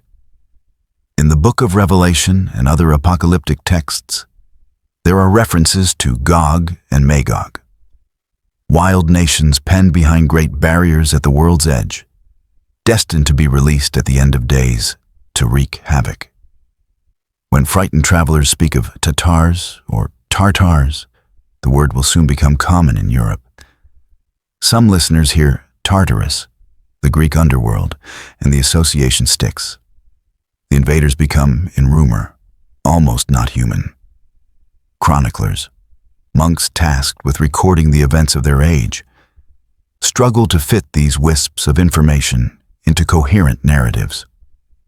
A scribe in a German abbey, copying a saint's life, adds a marginal note about people in the East being killed by innumerable hordes of horsemen. A Hungarian chronicler hears of cities beyond the Carpathians sacked overnight, and writes that God's scourge may be falling on the pagans. But for now, the victims are distant. The stories are filed mentally in the same drawer as tales of great Saracen armies or earthquakes in Asia Minor. Interesting, perhaps worrying, but abstract. Kings and bishops, immersed in their own problems, are not eager to add a new, amorphous threat to their lists. In France, the Capetian kings are consolidating power against fractious vassals.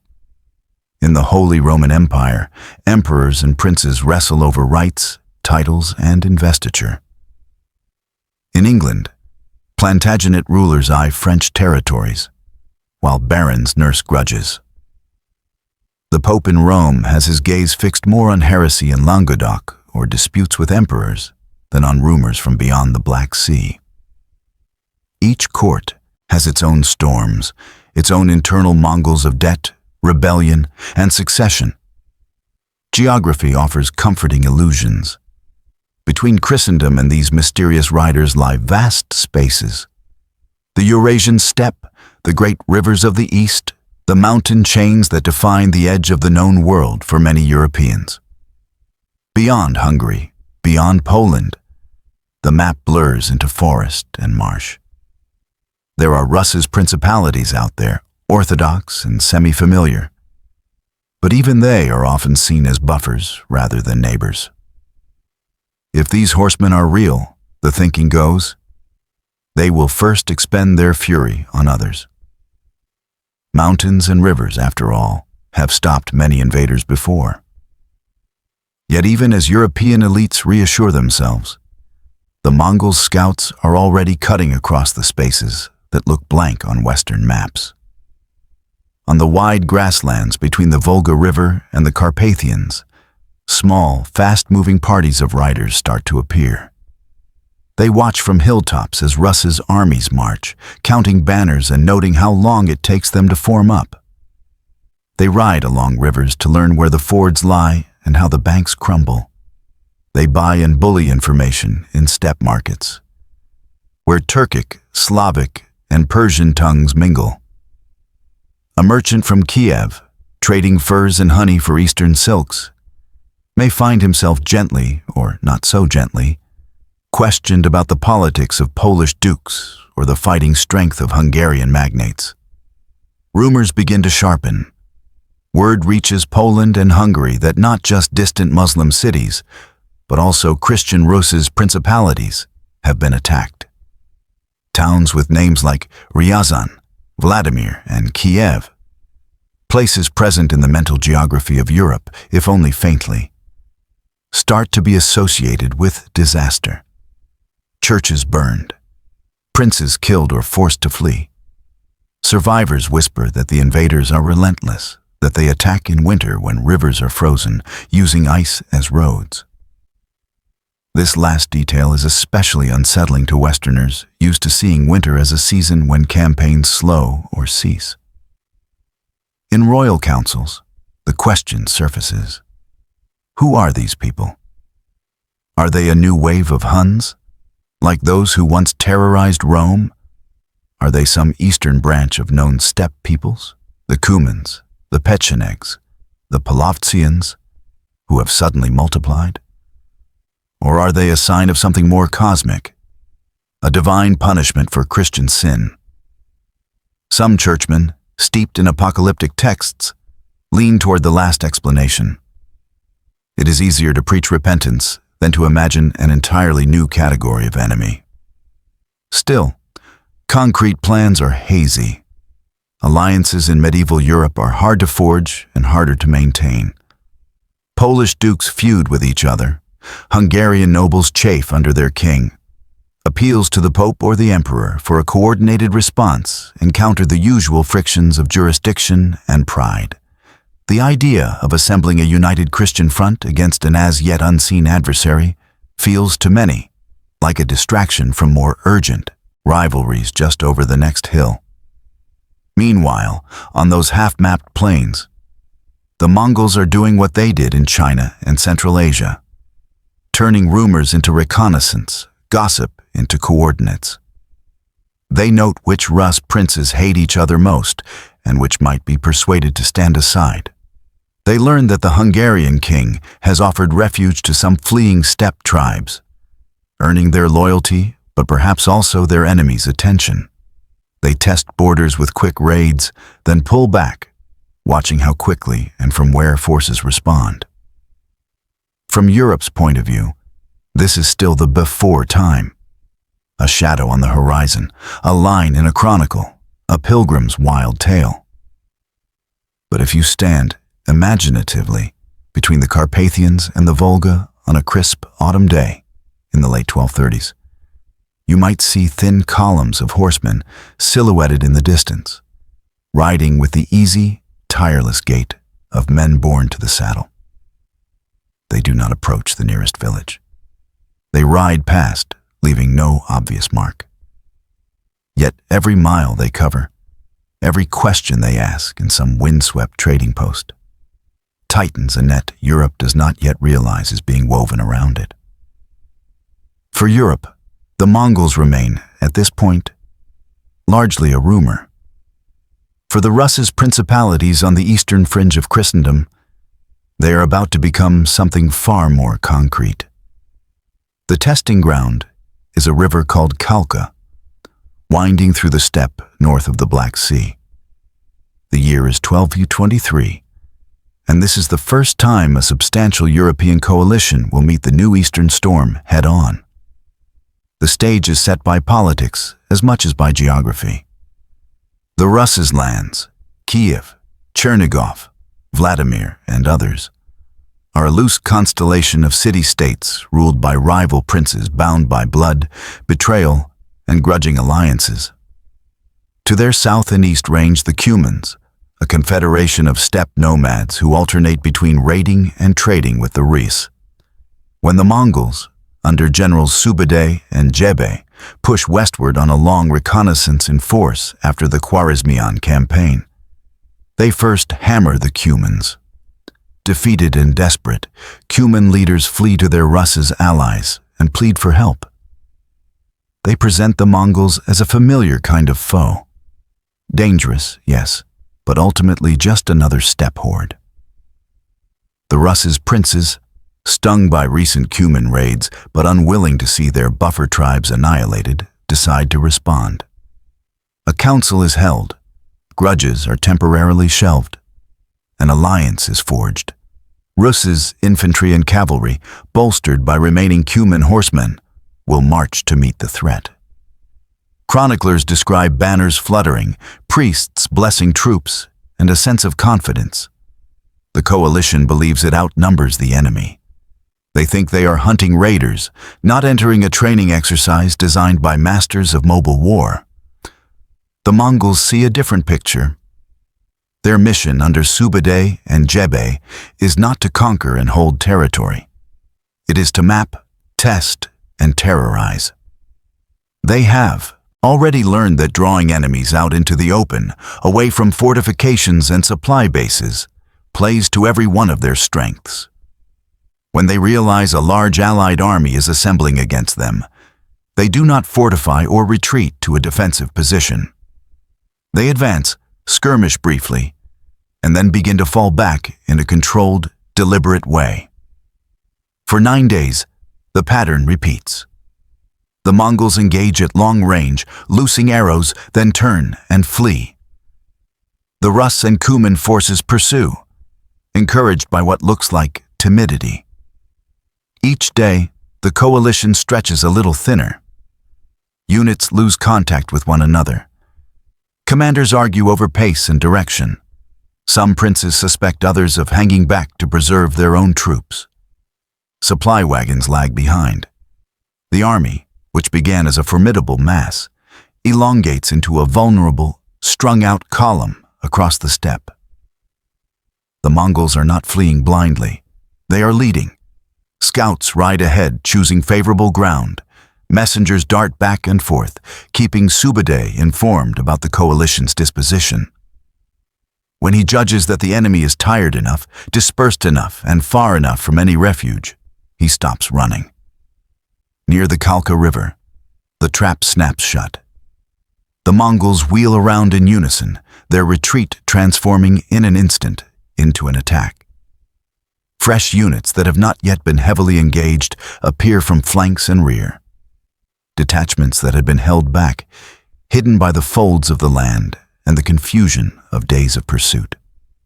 The Rus and Cuman troops, expecting another brief skirmish followed by withdrawal, suddenly find horse archers closing from multiple directions, arrows falling in deadly volleys. Command and control within the coalition collapses. Each prince, with his retinue, fights as best he can. But there is no unified plan for this moment because they never fully believed it could come. Some units are surrounded and cut down in swirling melees. Others break and flee, only to be ridden down. Cuman contingents, recognizing the shape of the disaster earlier than their Rus's allies, try to escape back into steppe anonymity.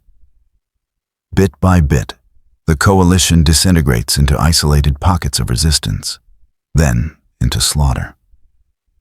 Those who survive the initial rout face a crueler fate. Several Rus's princes, including Mstislav of Kiev, are captured. The Mongols, who prize spectacle as a psychological weapon, stage an execution method that will be retold with horror for generations. The captured leaders are laid face down on the ground, boards or planks placed across their backs. On these makeshift tables, Mongol commanders sit and hold a victory feast. As they drink and eat, The weight slowly crushes the life out of the men beneath. No Mongol hand technically spills noble blood. The earth and wood do the work. It is a macabre performance, part legalistic ritual, part intimidation theater. For Subadai and Jebe, Khalkha is not the culmination of a great conquest. After the battle, they do not push deep into Russ's lands to seize cities permanently. Their mission is reconnaissance. Having measured the local military response and found it wanting, they coolly turn away, raiding some settlements, then riding back east in a vast arc that will eventually take them through the Caucasus and toward their main forces. To them, Khalkha is data, an assessment of Russ's cohesion, capabilities, and likely reactions. In the Russ's principalities, however, the battle leaves a scar. News of the defeat travels slowly, borne by scattered survivors and local witnesses. Chroniclers struggle to explain how a Christian coalition could be so utterly humiliated by pagan horsemen from beyond the known world. Some blame disunity and betrayal among the princes. Others see the hand of God, punishing arrogance and sin. What few grasp is that they have been outclassed not just in courage, but in a whole style of warfare. The feigned retreat, the use of the steppe as an ally, the coordinated timing of attacks. All these elements are still foreign to their military imagination. To Western Europe, Khalkha is, at most, a faint rumble. A line or two may appear in a chronicle. In this year, certain princes of the Rus fell to the cruelty of the Tatars. The shockwave weakens with distance. But from the Mongol point of view, the experiment has been a success. They have learned that enticing European forces into overextension, then destroying them in an ambush on ground of their choosing, works just as well on the Western steppe as it did in Central Asia. Years later, when armored knights in Poland and Hungary ride out confident in their own traditions, the ghosts of the Rus at Khalkha will already have shown, silently, how that confidence can be turned into a weapon against them. The fall of illusion has already begun. Europe just doesn't yet know it has been tested and found wanting.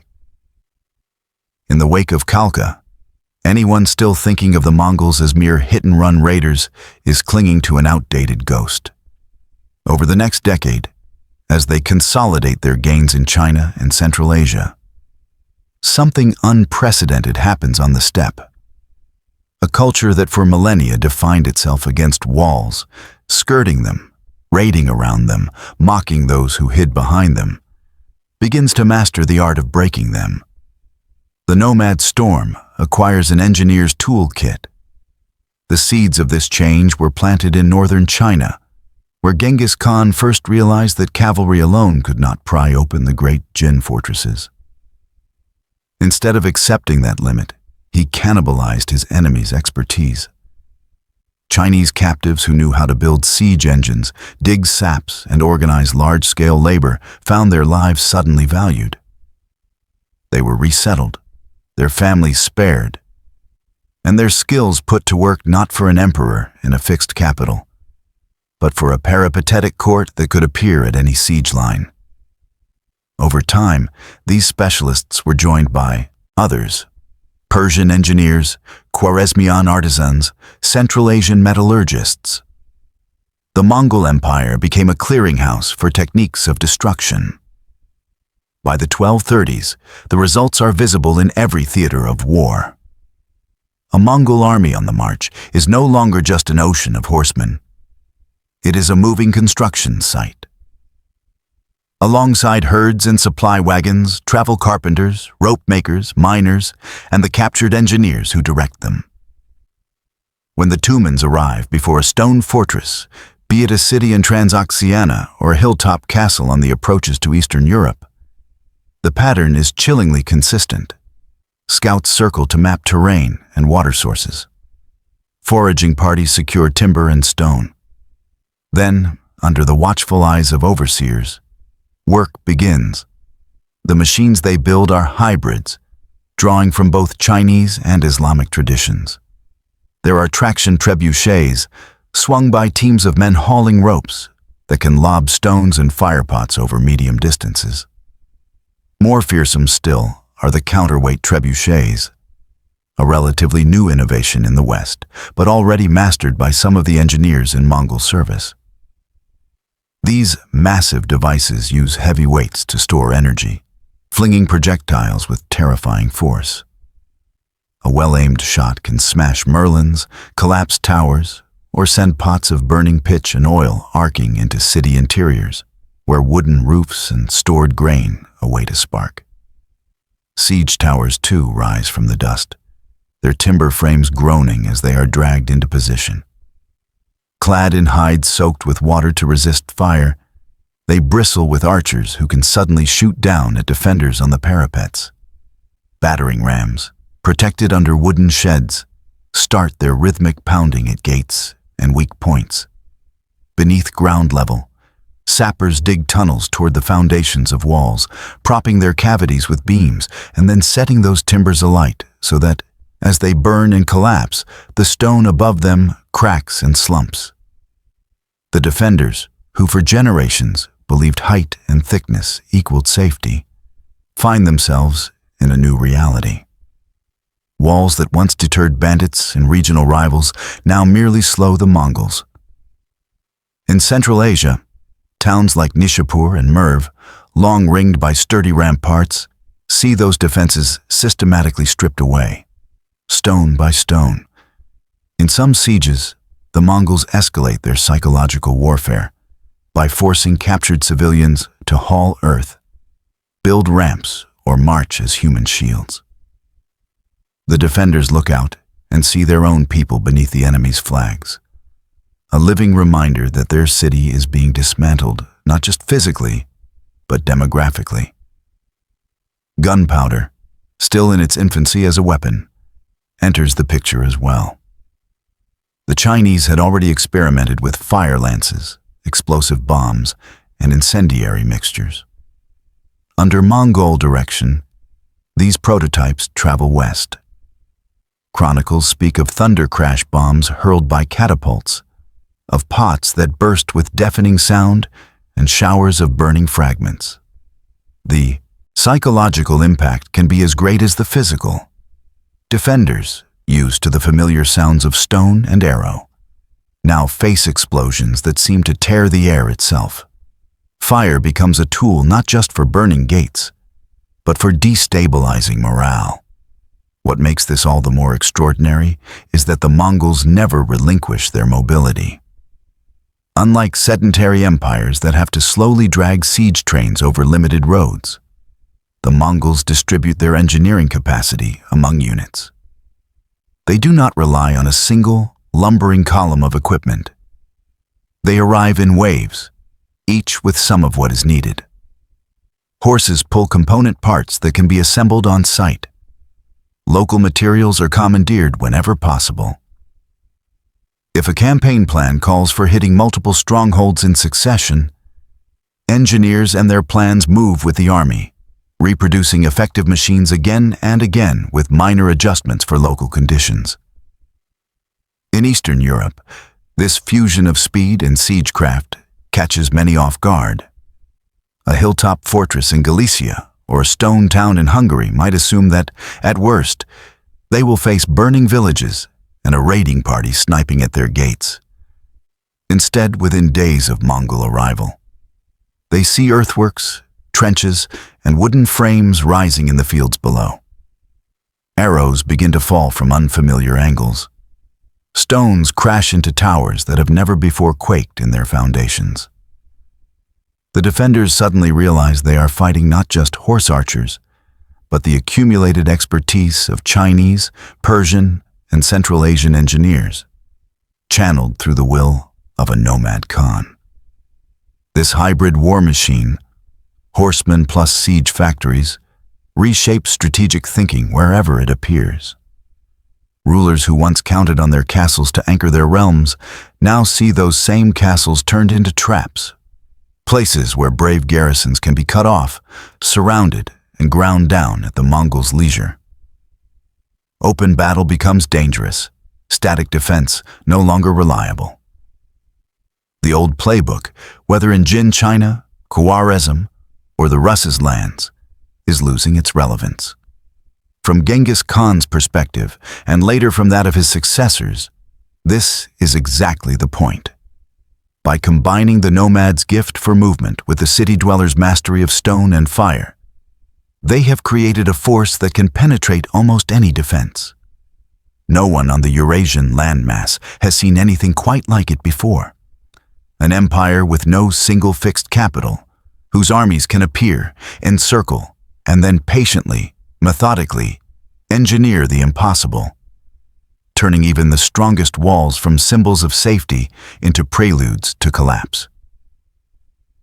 By the time the Mongols turn their full attention toward Europe, Genghis Khan is dead. His grand design, however, lives on in the minds of his heirs and generals, none more capable than Subedai, the field marshal who has already ridden from China to the Caucasus and back, mapping the strengths and weaknesses of entire civilizations. The man now, nominally in charge of the Western Front, is Batu Khan, a grandson of Genghis, but the architect behind the scenes is Subedai. Together, they draft a plan that treats Europe not as a distant mystery, but as a problem of timing and geometry. The target year is 1241. The winter before the main onslaught, Mongol forces probe the Carpathian passes and the routes into Poland and Hungary, testing snows, river ice, and local defenses. What they have learned from earlier campaigns is clear. Their enemy's greatest hope lies in uniting, in pooling their fragmented forces into a larger, potentially more dangerous whole. Therefore, the Mongol strategy is to ensure that such unity never has time to coalesce. They will strike Poland and Hungary almost simultaneously, stretching Christendom's capacity to respond, and then, once both are shattered, they will wheel west. The offensive begins in the north. A Mongol detachment under Baidar and Kadan sweeps into Poland, moving with characteristic speed. Their presence jolts local princes and knights into action. Henry the Pious, Duke of Silesia, assembles a coalition. Polish forces, some German knights, and a contingent of Templars and Hospitallers. Banners are blessed, sermons preached. To many, this looks like a familiar script. Foreign invaders have come, Christian chivalry will meet them in pitched battle and, with God's favor, prevail. The two forces collide near the town of Legnica in April 1241. The Mongols, facing heavily armored cavalry, have no intention of allowing a straightforward clash. They use what has become their signature tactic, shaping the battlefield long before the decisive moment. Skirmishers harass the Allied forces, retreating in good order, drawing them out of formation, tempting impetuous charges. Dust clouds obscure true numbers. Signals flicker across Mongol lines, invisible to their opponents. When the European knights finally launch what they believe will be a crushing, concentrated charge, they find themselves chasing shadows. Mongol units peel away, then reappear at flanks, loosing arrows into exposed sides and rears. Light cavalry darts in to isolate small groups, separating foot from horse, noble from retainer. The heavily armored knights, once their initial momentum is spent, become liabilities, slower, less able to pivot, their great war horses broad targets for arrows. Accounts speak of strange-smelling smoke or gas deployed by the Mongols, sowing panic and confusion, though the exact nature of these weapons is debated. What is clear is that communication within the Christian ranks breaks down. Signals are missed, orders muddled. The coalition, fighting bravely but piecemeal, is ground down. When the dust settles, Henry the Pious is dead, decapitated, his head displayed on a spear as a grisly trophy. The Allied army lies in ruins. Legnica is more than a tactical victory. It is a psychological hammer blow. The news will take time to travel, but when it does, it will. Say that even the flower of knightly valor cannot stand against these eastern riders. Yet even as Poland reels, there is no pause. The northern Mongol army does not stop to occupy land in depth. It swings southward, its mission to tie down any forces that might otherwise aid Hungary. There, on the great Hungarian plain, a larger drama is unfolding. King Bela the Faker has had more warning than Henry did. He has heard of the Russes' defeats, of the defeat of some Cuman allies by the Mongols, and of ominous movements beyond his eastern borders. He has taken in Cuman refugees, angering some of his own nobles. As Mongol pressure mounts, he calls for help from Western Christendom, but responses are slow and half-hearted.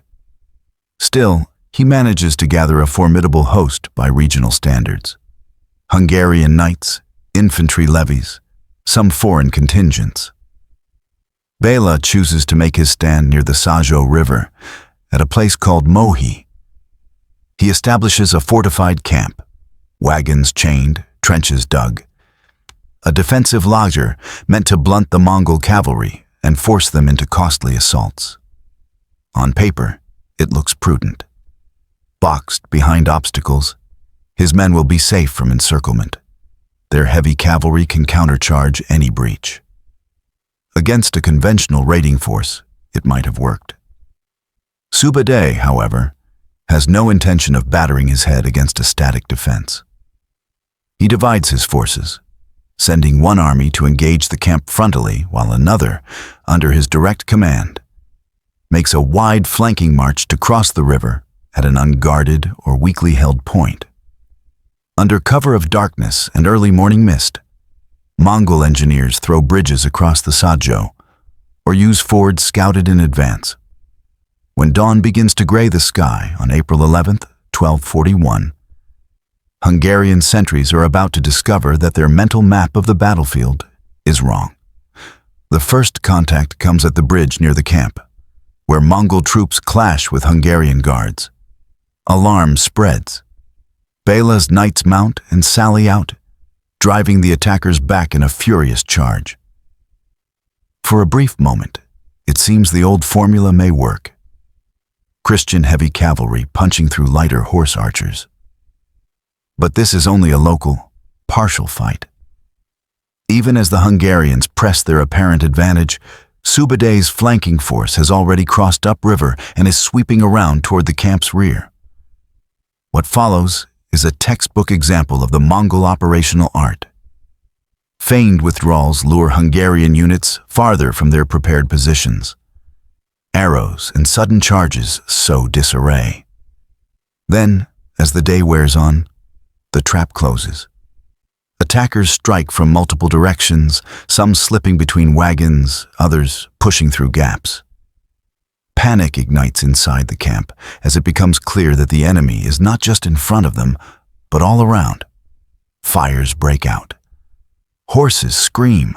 Once secure lines devolve into chaos as men stumble over tents and trenches in the crush.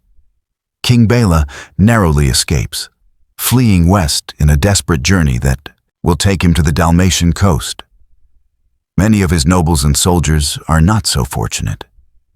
The Hungarian army is effectively destroyed. The Great Plain, once a proud heartland, is left open to Mongol ravaging. Villages burn. Towns that resist are pounded flat. Those that submit early are sometimes spared complete destruction. But the net effect is the same. Hungary has been broken as a military power in a single campaign season. Between Legnica and Mohi, the chivalric model that underpinned European warfare, glorious charges, rigid battle lines, reliance on fortified camps, has been exposed as dangerously brittle when confronted by an enemy that moves fluidly, thinks in multiple axes, and uses deception as casually as other armies use steel. For those who survive to tell the tale, it feels as if the rules of war themselves have been rewritten over a few terrible weeks in 1241. And for a brief, terrifying moment, nothing seems to stand between the Mongol tumans and the heart of Europe beyond. For a few months in 1241 and 1242, Europe exists in a kind of suspended heartbeat, caught between the world it has always known and a future that seems on the verge of erasing it. In the north, the news from Legnica filters slowly through monasteries and merchant networks. Henry the Pious has fallen, his army cut to pieces, his head paraded by strange, dark riders. In the center, Hungary is a wound. The plains that once fed royal courts and monasteries now smolder. Farmsteads lie empty, their fields trampled and seeded not with grain, but with bones. Survivors, gaunt and ash-streaked, stumble west with tales that strain the capacity of listeners to believe. They speak of riders who come in the snow, who do not halt for winter as Christian armies do. Of camps organized like cities, with flags marking units and messengers racing between them like ants. Of a language of smoke by day and fire by night, signaling moves across distances no European commander has ever attempted to coordinate. They tell of children taken as slaves, of priests and nobles slaughtered, of entire villages herded to riverbanks and methodically executed. Some add stranger details. That the Mongols drink horse blood to survive long marches, that they seem to know the land better than those born on it, that their arrows fall like rain from impossible distances. In the courts of the German princes, this deluge of horror meets the hard granite of politics. The Holy Roman Empire is not a single, centralized state, but a mosaic of duchies, bishoprics, and free cities, each with its own concerns. Emperor Frederick II, a brilliant but controversial figure, is entangled in conflict with the papacy and with his own vassals. When word comes that a shattered Hungary is begging for aid, his response is cautious, calculating. Some princes see an opportunity. An empty Hungarian throne might be a prize. Others view it as a distant tragedy, or even a deserved punishment on a king who once sheltered pagan Cumans. In Rome, Pope Gregory IX, and after his death, Innocent IV, confronts the news with a mixture of theology and realpolitik. Bulls are issued calling for days of prayer, fasting, and penance. The Mongols are cast in sermons as a scourge sent by God to chastise Christendom for its sins. Yet there is also a faint, unsettling awareness that this is not simply a spiritual allegory. Papal legates begin to contemplate the idea of sending envoys east, not just to preach, but to understand. Before that can happen, though, Christendom must weather the immediate storm. Chroniclers, always attuned to signs and symbols, begin to record strange phenomena with new urgency. An unexpected eclipse, a bloody hue to the moon, a comet scraping the sky.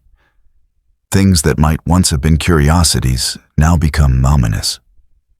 In these days, one might write in a cloistered scriptorium, a star with a tail was seen in the heavens, and shortly thereafter the Tatars fell upon the land. Causation and correlation blur. To people whose world is already shaking, the universe itself seems to be signaling displeasure. On the ground, in the shattered kingdom of Hungary, the Mongol presence does not look like a mere raid.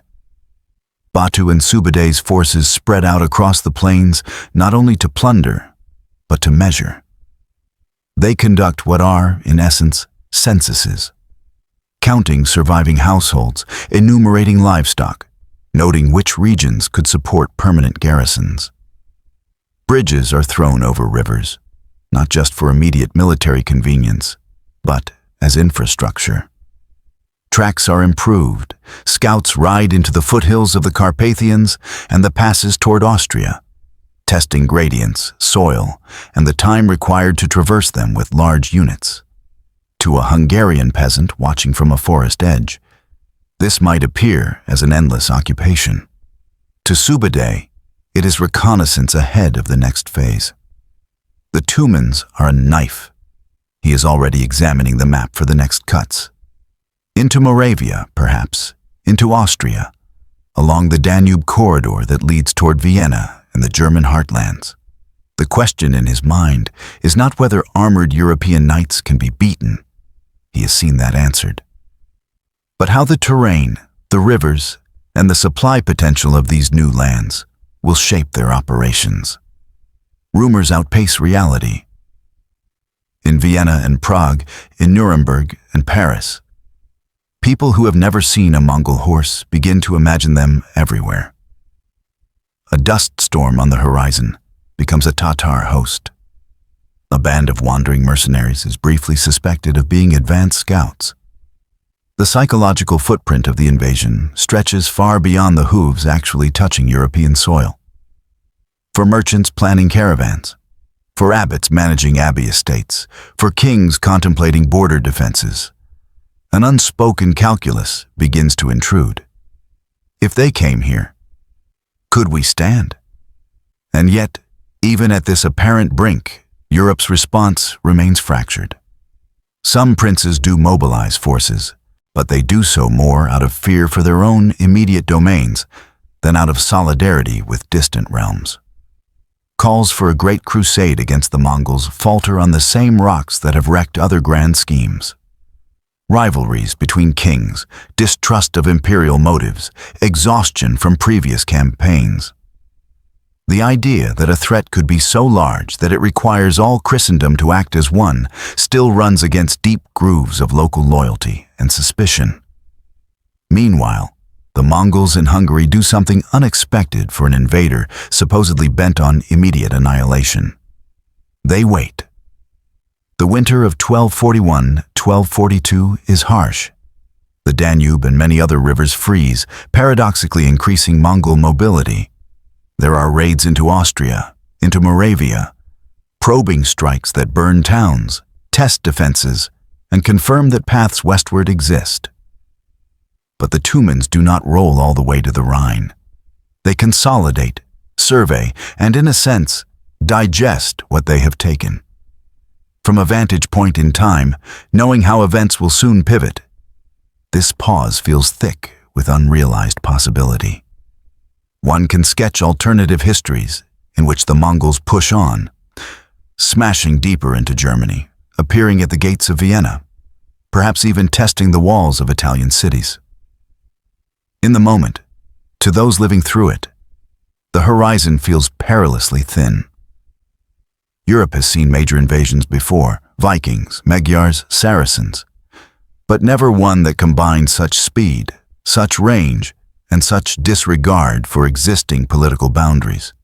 It is no exaggeration to say that, in those months, the very continuity of the European order hangs in the balance. Not in the sense that every last kingdom would be extinguished, but in the sense that the map, the balance of power, and the cultural trajectory of Christendom could have been profoundly, perhaps unrecognizably, altered. For now, though, all anyone can do is watch the eastern sky, count the refugees trickling in with hollow eyes, and wonder when those distant hoofbeats will resolve again into the terrible clarity of an approaching army. In the middle of that taut, breath-held season when Europe waits for the sky to fall, the decisive blow does not land where anyone expects. There is no climactic clash on the Danube, no great siege of Vienna or Nuremberg. Instead, the pivot comes in a felt tent on the far side of the world, in a place most Europeans have never heard of and could not find if given a lifetime to search. In the winter of 1241-1242, somewhere between raid and reconnaissance on the Hungarian plain, a messenger rides into Batu Khan's camp with a message stamped not in wax, but in urgency. Ogedei, the great Khan, son of Genghis and sovereign of the whole Mongol world, is dead. For Batu, the news is both personal and political. Ogedei was his uncle, the man chosen by Genghis himself to to succeed him at the Great Kurultai years before. Under Ogeday's nominal authority, Batu and Sube'etei have waged this Western campaign, drawing on resources and legitimacy that flow from the central court. Now that center has vanished. On the steppe, succession is not a matter of automatic primogeniture. It is a fraught, negotiated process. The princes of the royal line, the Golden Family, must gather in Mongolia, at or near the old homeland, to debate, bargain, and ultimately choose a new Great Khan. Until that is settled, every distant operation hangs suspended on invisible threads. Those threads pull hardest on Batu. As a grandson of Genghis through his eldest son, Yochi, he is a key stakeholder in any succession struggle. To remain in the West, deep in foreign territory, while decisions about the empire's future are made in Karakorum, would be to voluntarily sideline himself. Worse, other branches of the family, descendants of Ogeday, of Chagatai, of Tolui, might interpret his continued campaigning as an attempt to carve out an independent power base, a fracture in the unity that has been the Mongols' greatest strength. Political gravity begins to tug him homeward. Sube'etei, the consummate strategist, can read this as clearly as any map. On paper, their position is excellent. Hungary is shattered, Poland disrupted, routes into Austria and beyond have been tested. The armies are blooded, but not broken. Another campaigning season might well carry them to the very heart of Germany or even beyond. Yet, he is also a veteran of court politics. He knows that the Tumans do not march only to the rhythm of drums and hooves. They also march to the rhythm of family councils, oaths, and jealousies. A debate flares in the command tent. Some generals, fired by recent victories, argue for one more push before turning back, a final thrust to exploit the enemy's disarray. Others counsel caution. Winter has been harsh, supply lines are stretched, and the armies are far from their logistical heartlands. Above these practical concerns hovers a larger, unspoken fear that to delay in answering the summons east is to invite accusations of disloyalty when they stand before the assembled princes. In the end, tradition and self-preservation win. Batu makes the decision. They will withdraw from Europe and return to the steppe to attend the Kurultai. The order goes out along the yam lines and through the ranks. It is not a panicked flight, but a controlled, deliberate pullback. Bridges the Mongols have built are used in reverse. Camps are struck in orderly fashion. Herds and prisoners are marshaled. The same discipline that shattered Hungarian and Polish armies now manifests as an eerie, purposeful vanishing. From the European perspective, what happens next looks like a miracle. In towns and monasteries still reeling from the terror of raids, watchers on the walls notice a strange pattern. The smoke on the eastern horizon thins. The patrols that had prowled the outskirts of shattered Hungary recede. No new massive army appears on the Danube. Weeks pass, and though there are still bandits and local conflicts, there always are, the feared tidal wave of Mongol horsemen simply never arrives. It is as if a storm cloud had reached the very edge of a field, crackling with lightning, and then, without discharging its full fury, turned aside. Chroniclers, working within their own frameworks, reach for an explanation that fits their worldview. Some proclaim that God has intervened in answer to prayers and fasting, staying the hand of his scourge. Others attribute it to the intercession of particular saints, or the holiness of certain relics paraded through streets in desperate processions. For a people whose categories of cause are overwhelmingly spiritual, the idea that the greatest existential threat in living memory would simply decide to go home for an election is almost inconceivable. But on the far side of the steppe, the logic is brutally secular.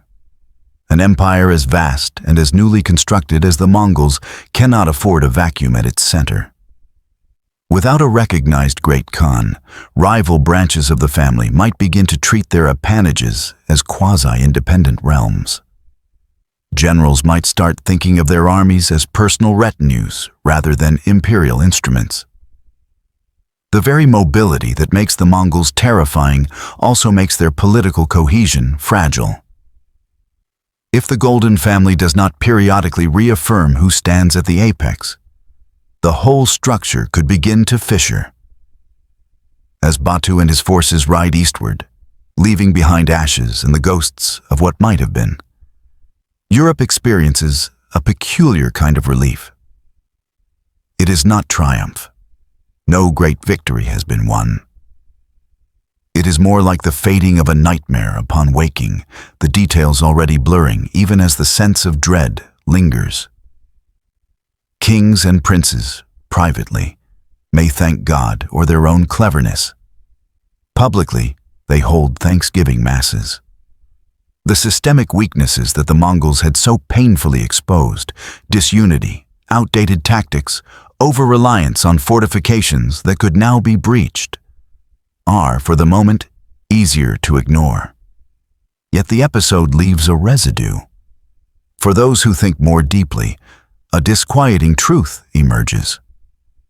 Europe was not saved by superior arms or strategy, but by an accident of distant mortality. The death of a single man in a yurt thousands of kilometers away, and the web of customs that compelled his kin to gather, did what no coalition of knights and kings could do. It halted the advance of an army that had seemed unstoppable. In that sense, the withdrawal from Hungary marks not just a reprieve, but a revelation. The Mongol war machine, for all its terrifying efficiency, is not an impersonal force of nature.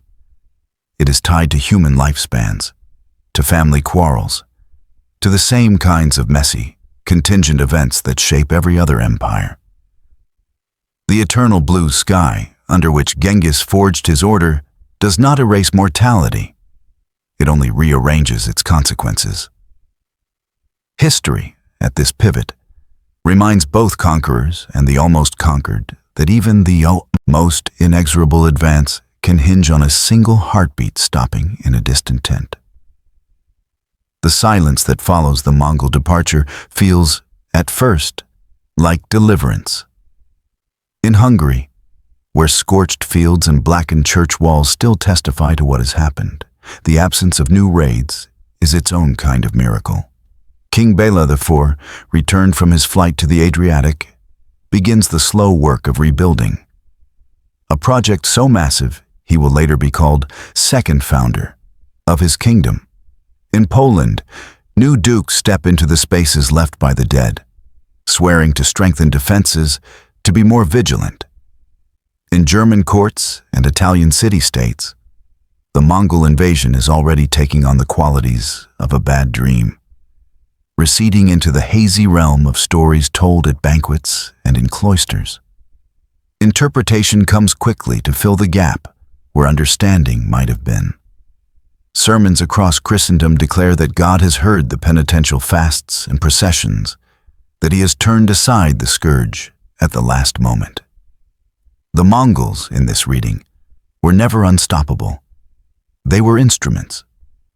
Their departure is not a strategic decision, but a divine act.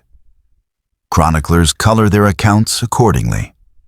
Some emphasize miraculous signs, a relic venerated just before the raiders withdrew, a saint's day coinciding with the news of their retreat. When a people know the world primarily through the lens of salvation history, it is natural that a narrow escape will be written as a chapter in that same narrative. For many rulers, the lesson appears to be, endure, pray, and the storm will pass. There is little appetite for a painful examination of what exactly had made that storm so dangerous. Knights who survived Legnica and Mohi can describe the Mongols' tactics in vivid detail.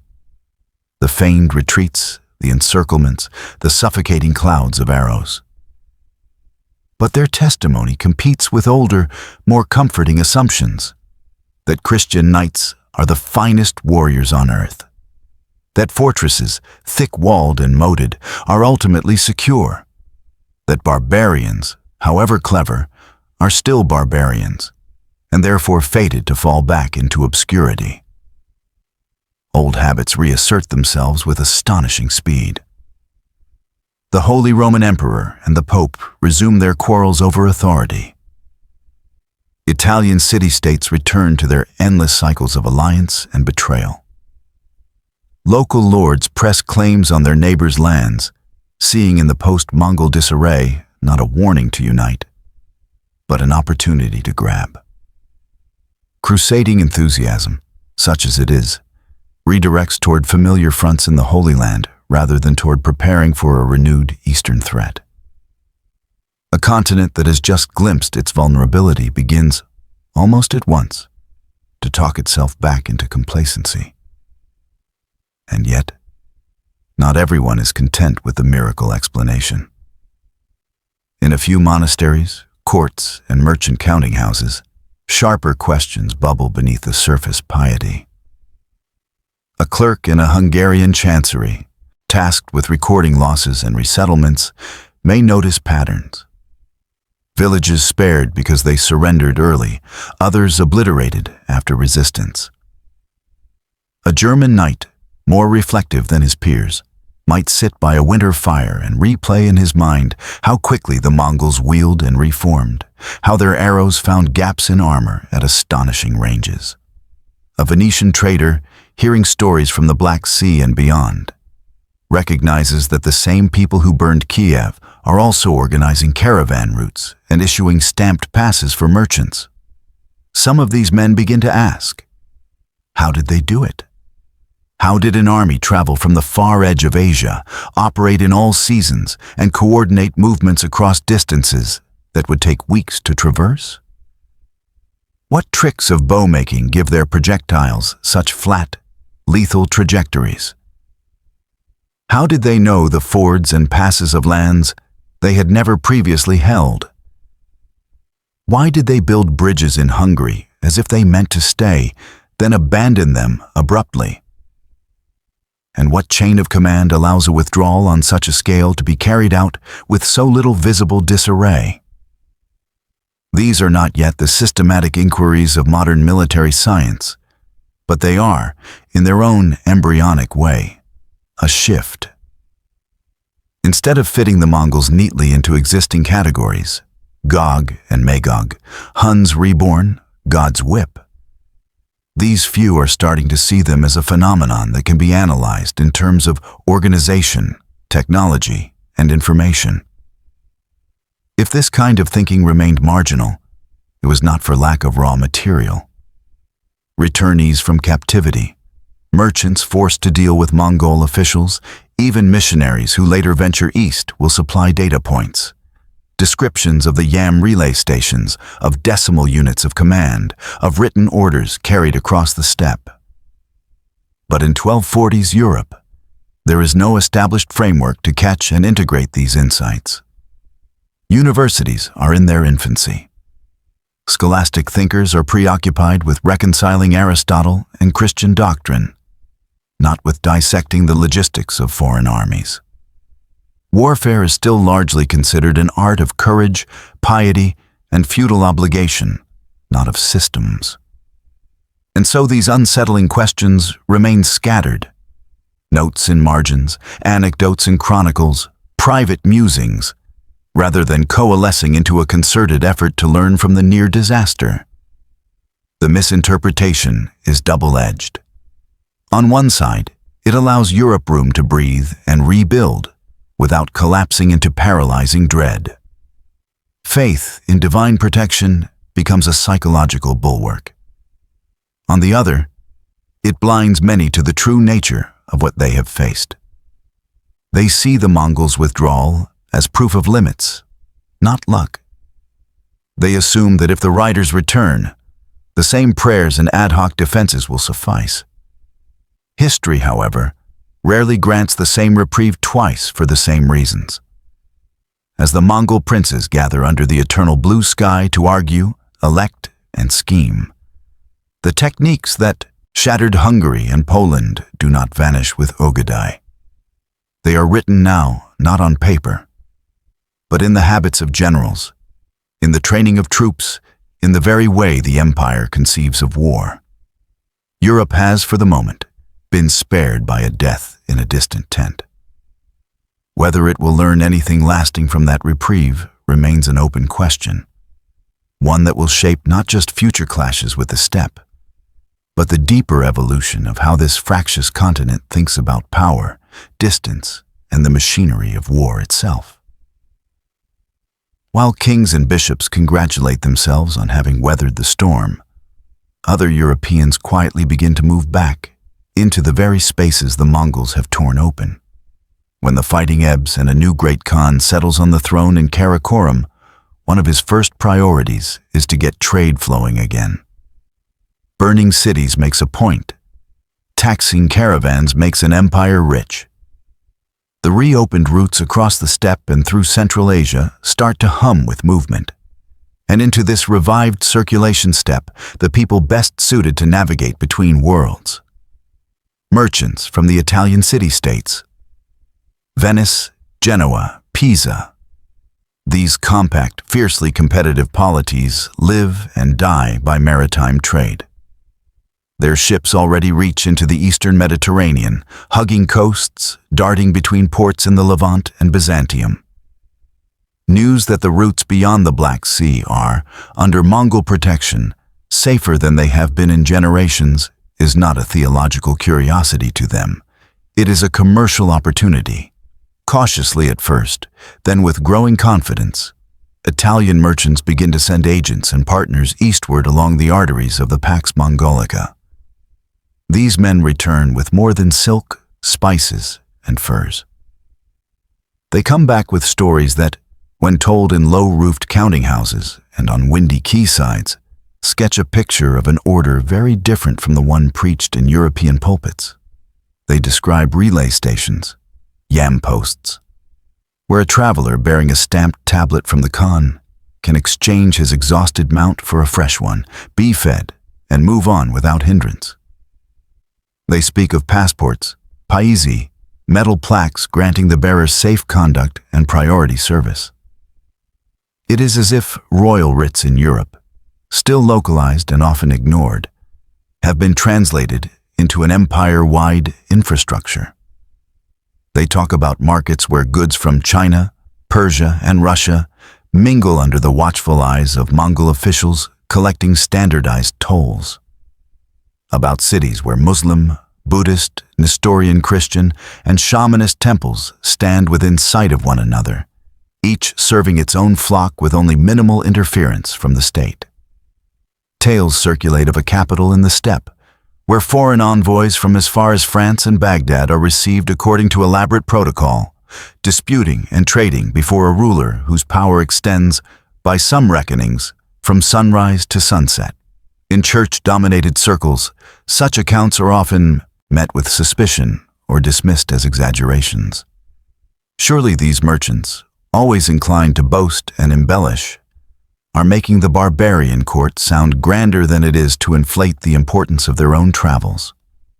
Religious minds, trained to see non-Christian realms as inherently disordered and tyrannical, find it difficult to square these descriptions of relative tolerance and efficient administration with their expectations. But in the cramped back rooms where ledgers are balanced and cargoes planned, a different audience listens with sharp attention. For the merchant elite of Venice and Genoa, the key points are not theological but structural. There is, somewhere beyond the horizon, a political entity capable of policing roads across thousands of kilometers, issuing documents recognized from one end of Eurasia to the other, and maintaining enough stability that caravan ventures, while still risky, can be calculated risks rather than pure gambles. This realization begins to erode a deeply rooted European assumption that Christendom and its near periphery are the world's only really significant stage. If goods, information, and people can move in relative safety from the Mediterranean to the Yellow Sea, under an overlord who is neither pope nor emperor, then the mental map of what matters must change. The world is no longer a ring of Christian polities fringed by threatening but ultimately peripheral others. It is a web, and Europe is only one node among many. Memory plays a crucial role here. The same merchants who profit from Mongol protection are not blind to the scars of Mongol conquest. When they pass through the ruins of cities in the Caucasus or on the steppes, when they hear local tales of massacres and forced relocations, they carry those too, back to their home ports. Thus, a double image forms in the European imagination: Mongols as destroyers and Mongols as guarantors of trade, brutal conquerors and strangely effective governors. That contradiction is jarring, but it also teaches a subtle lesson. Power can be terrifying and useful at the same time. In places like Venice, with its senate of merchants and patricians, these stories do something else as well. They plant the idea that law and order can be engineered on a large scale without the direct supervision of the church. That systems, relay networks, passes, standard taxes, can knit vast spaces together. For a city-state that already thinks in terms of routes and markets rather than parishes and dioceses, this is intoxicating.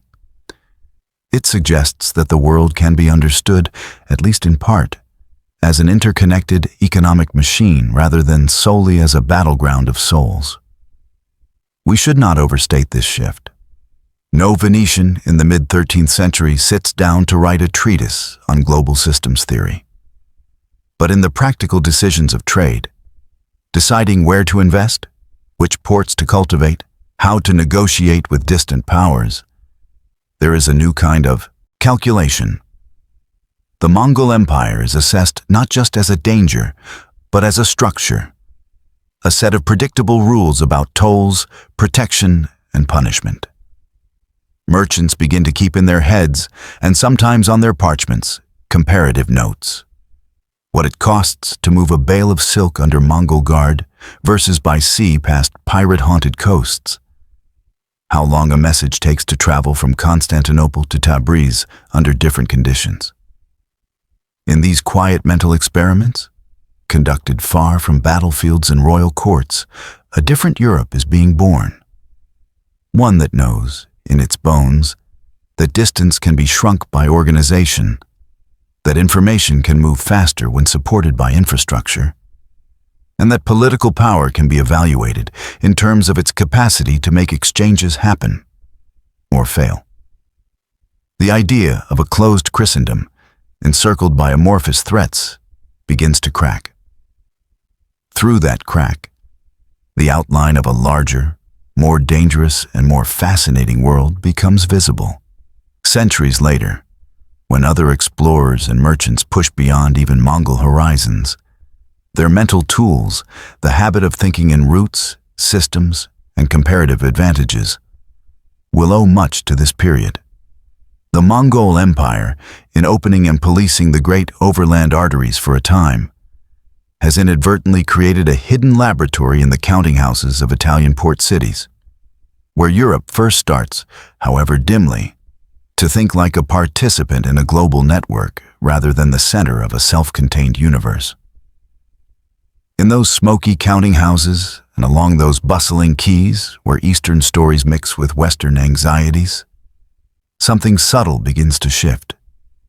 The men whose fortunes depend on predicting the movement of goods and risk are, almost without knowing it, starting to think about power in a way that would have made perfect sense to Sube'etei, and would eventually become Europe's hidden advantage. Instead of seeing strength only in towers and titles, they start to see it in lines, trade routes, supply chains, information paths. Walls and knights still matter, but they are no longer the only things that matter. The Mongols, in a way, have taught them this. Every merchant who has watched a caravan glide across half a continent under a single imperial passport understands that what makes the Mongols terrifying is not just their individual warriors' skill. It is their ability to coordinate. How a decision made in Karakoram or later in Khanbalik can ripple outward along the Yam network, shifting troops, adjusting taxes, or ordering punitive raids. The empire behaves like a body, whose nerves stretch from China to Russia, carrying impulses that cause distant limbs to move in concert. Take away the nerves, and the limbs still exist. But they jerk and flail rather than strike. Some Italians, Germans, and even a few Frenchmen begin to apply that metaphor to their own vulnerable position. If a Mongol army ever does return in force, facing it head-on in a field, like Mohi, seems a recipe for disaster. But that army does not hover in isolation. It is attached, however tenuously, to a network. Supply herds trailing behind, relay stations feeding it information, subject peoples coerced into providing fodder and food. If Europe can learn to see and touch those connections, to block passes, scorch grazing lands ahead of advancing columns, intercept messengers, and sow rebellion among recently subdued tribes, then perhaps it can deflect the blow without needing to break the striking arm outright. This way of thinking is embryonic and rarely expressed in grand treatises. It lives in pragmatic discussions. A council in a Rhineland city debating whether to fortify a single castle more heavily, or instead invest in securing river crossings and bridge towers that would let them bottleneck movement along the Rhine. A Venetian admiral arguing that controlling certain ports will give them leverage over inland powers because grain and salt and silver must pass through those choke points. A Hungarian king, scarred by defeat, considering not just bigger fortresses, but also denser networks of smaller ones, so that no single fall will open his realm like a ripped seam. The Mongols' own strengths suggest the countermeasures. Their armies thrive on open terrain where horses can graze and maneuver. Deny them fodder in advance by stripping or burning grasslands, and their mobility weakens. Their communications depend on yam posts, ambush or overrun those relay stations, and orders slow, confusion creeps in. Their reputation for unstoppable terror relies on a string of rapid, shocking victories. If campaigns can be dragged out, complicated by local guerrilla resistance and supply problems, that aura may fade. A few churchmen, too, begin to grasp these more systemic dimensions, if only obliquely. Papal envoys sent to the Mongol court in the 1240s and 1250s return with detailed observations. Distances between stations, the time it takes to traverse certain legs of the route, the surprising regularity of tax collection. Some of these details end up buried in reports that few read closely, but copies circulate among those with an eye for logistics. For the first time, Europeans have semi-reliable data about how a foreign empire manages the flow of orders and resources. In the city-states, where commerce has already encouraged a kind of proto-scientific mindset, measure, compare, calculate, the implications are particularly fertile. A Genoese merchant might note that a port with a good hinterland road network can draw more trade than a more naturally sheltered harbor with poor inland connections. Translated into military terms, this means that controlling or disrupting junction points, bridges, fords, mountain passes, caravanserai, can be more decisive than piling stone on stone atop a lonely hill. This is the weird trick in its infancy. The realization that the most effective way to confront a superior, mobile power is not to mirror it, but to interfere with the systems that make its mobility meaningful. Instead of trying to breed horses as tough as the steppe ponies or train archers to match composite bows overnight, Europeans can work on making it harder for such forces to exploit their full advantages. Make the world, from the invader's perspective, more fragmented, more opaque, more hostile to smooth coordination. At this stage, the insight is mostly negative, a sense of what might be done to constrain an enemy. But some minds also begin to see its positive side, that if Europe itself builds better internal networks, it will not only be harder to conquer, it will also be more capable of projecting its own power. A road improved for merchants becomes, in wartime, a vector for troops. A standardized system of weights and measures eases taxation and supply. Written agreements among cities to support one another in emergencies create the skeleton of alliances that can respond faster than the old web of feudal oaths. None of this yet amounts to a conscious doctrine. There is no medieval general writing, "Attack your enemy's logistics, not his knights." But the raw concepts are there, diffused through merchant talk, diplomatic reports, and quiet reflections in rebuilt kingdoms. The Mongols, in forcing Europe to glimpse the scale and precision of a truly continental war machine, have inadvertently introduced a new way of thinking to their would-be victims.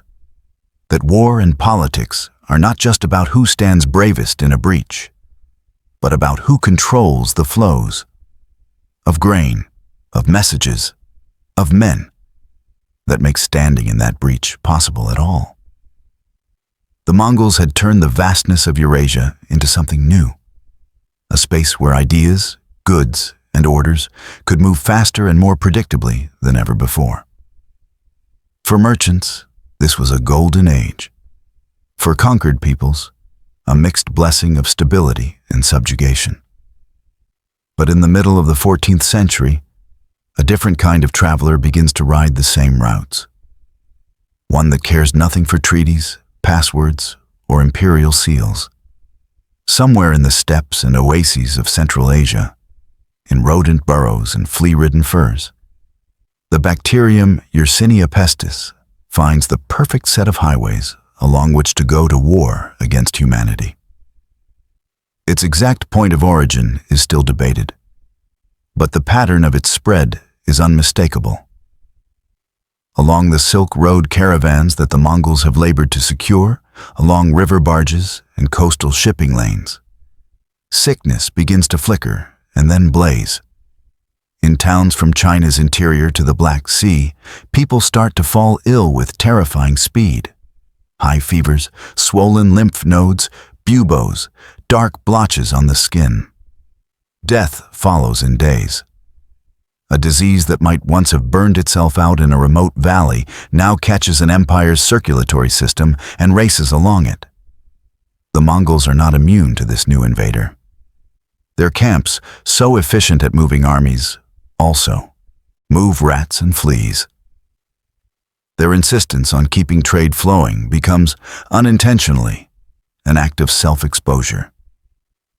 Troops on campaign and garrisons in cities see comrades sicken and die in clusters. Panic and superstition flourish where once discipline held sway. In some regions, military operations stall not because of enemy resistance, but because there are too few healthy men and horses left to press an advantage. In one infamous incident on the Crimean coast, at the Genoese trading outpost of Kaffa, modern Feodosia, the vectors of empire and disease intersect in a way that will prove catastrophic for Europe. In the 1340s, a Mongol army under the Golden Horde besieges the city, seeking to assert control over this wealthy Black Sea port.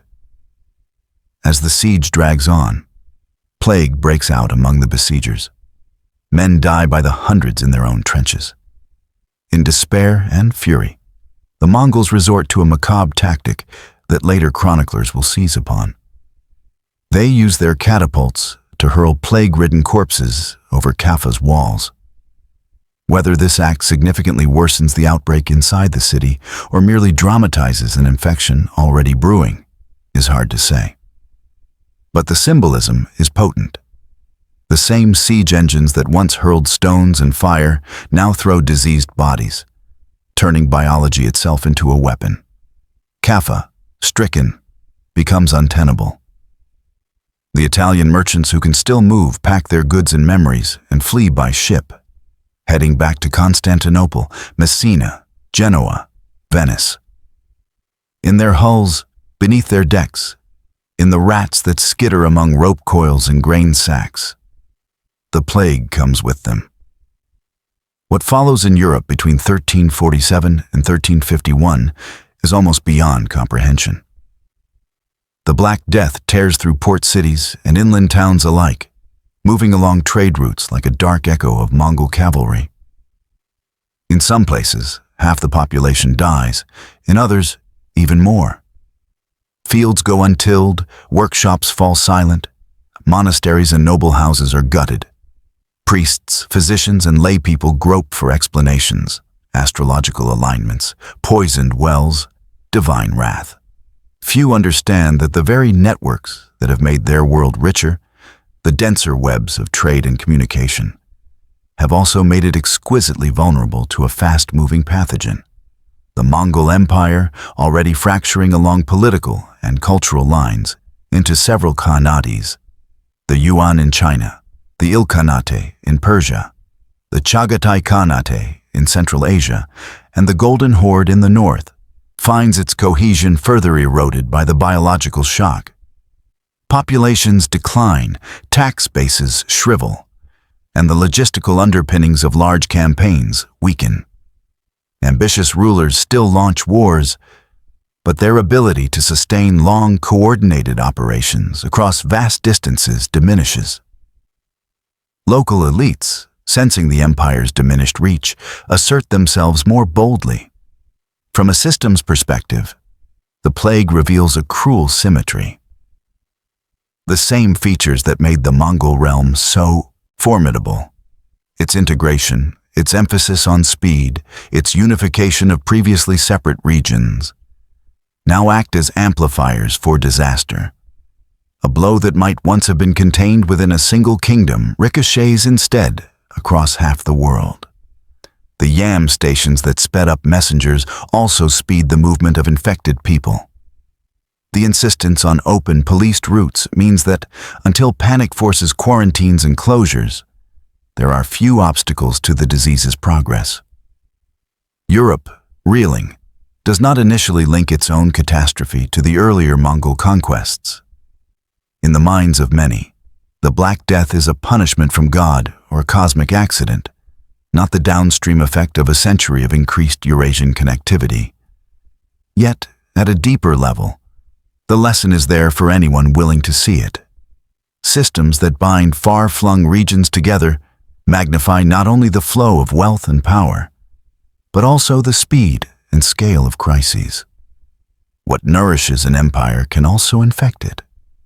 For the Mongols, still feared but no longer unstoppable, the plague years mark the start of an irreversible slide from unprecedented dominance to fragmentation.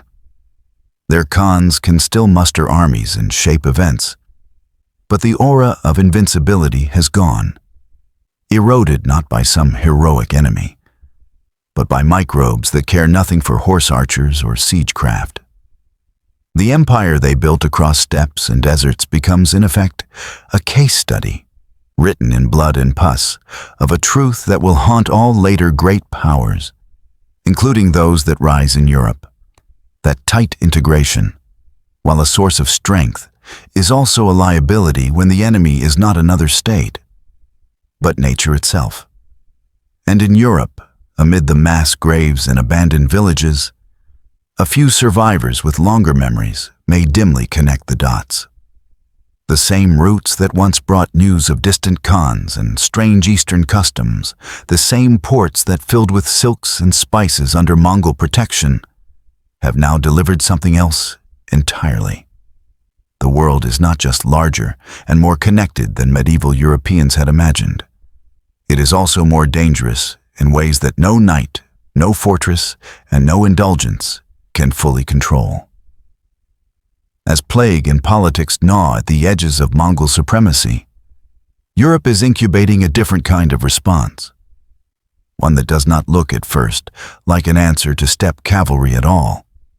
In smoky forges and fortified towns, craftsmen are experimenting with a strange, volatile substance that has already changed war in China and the Islamic world: gunpowder.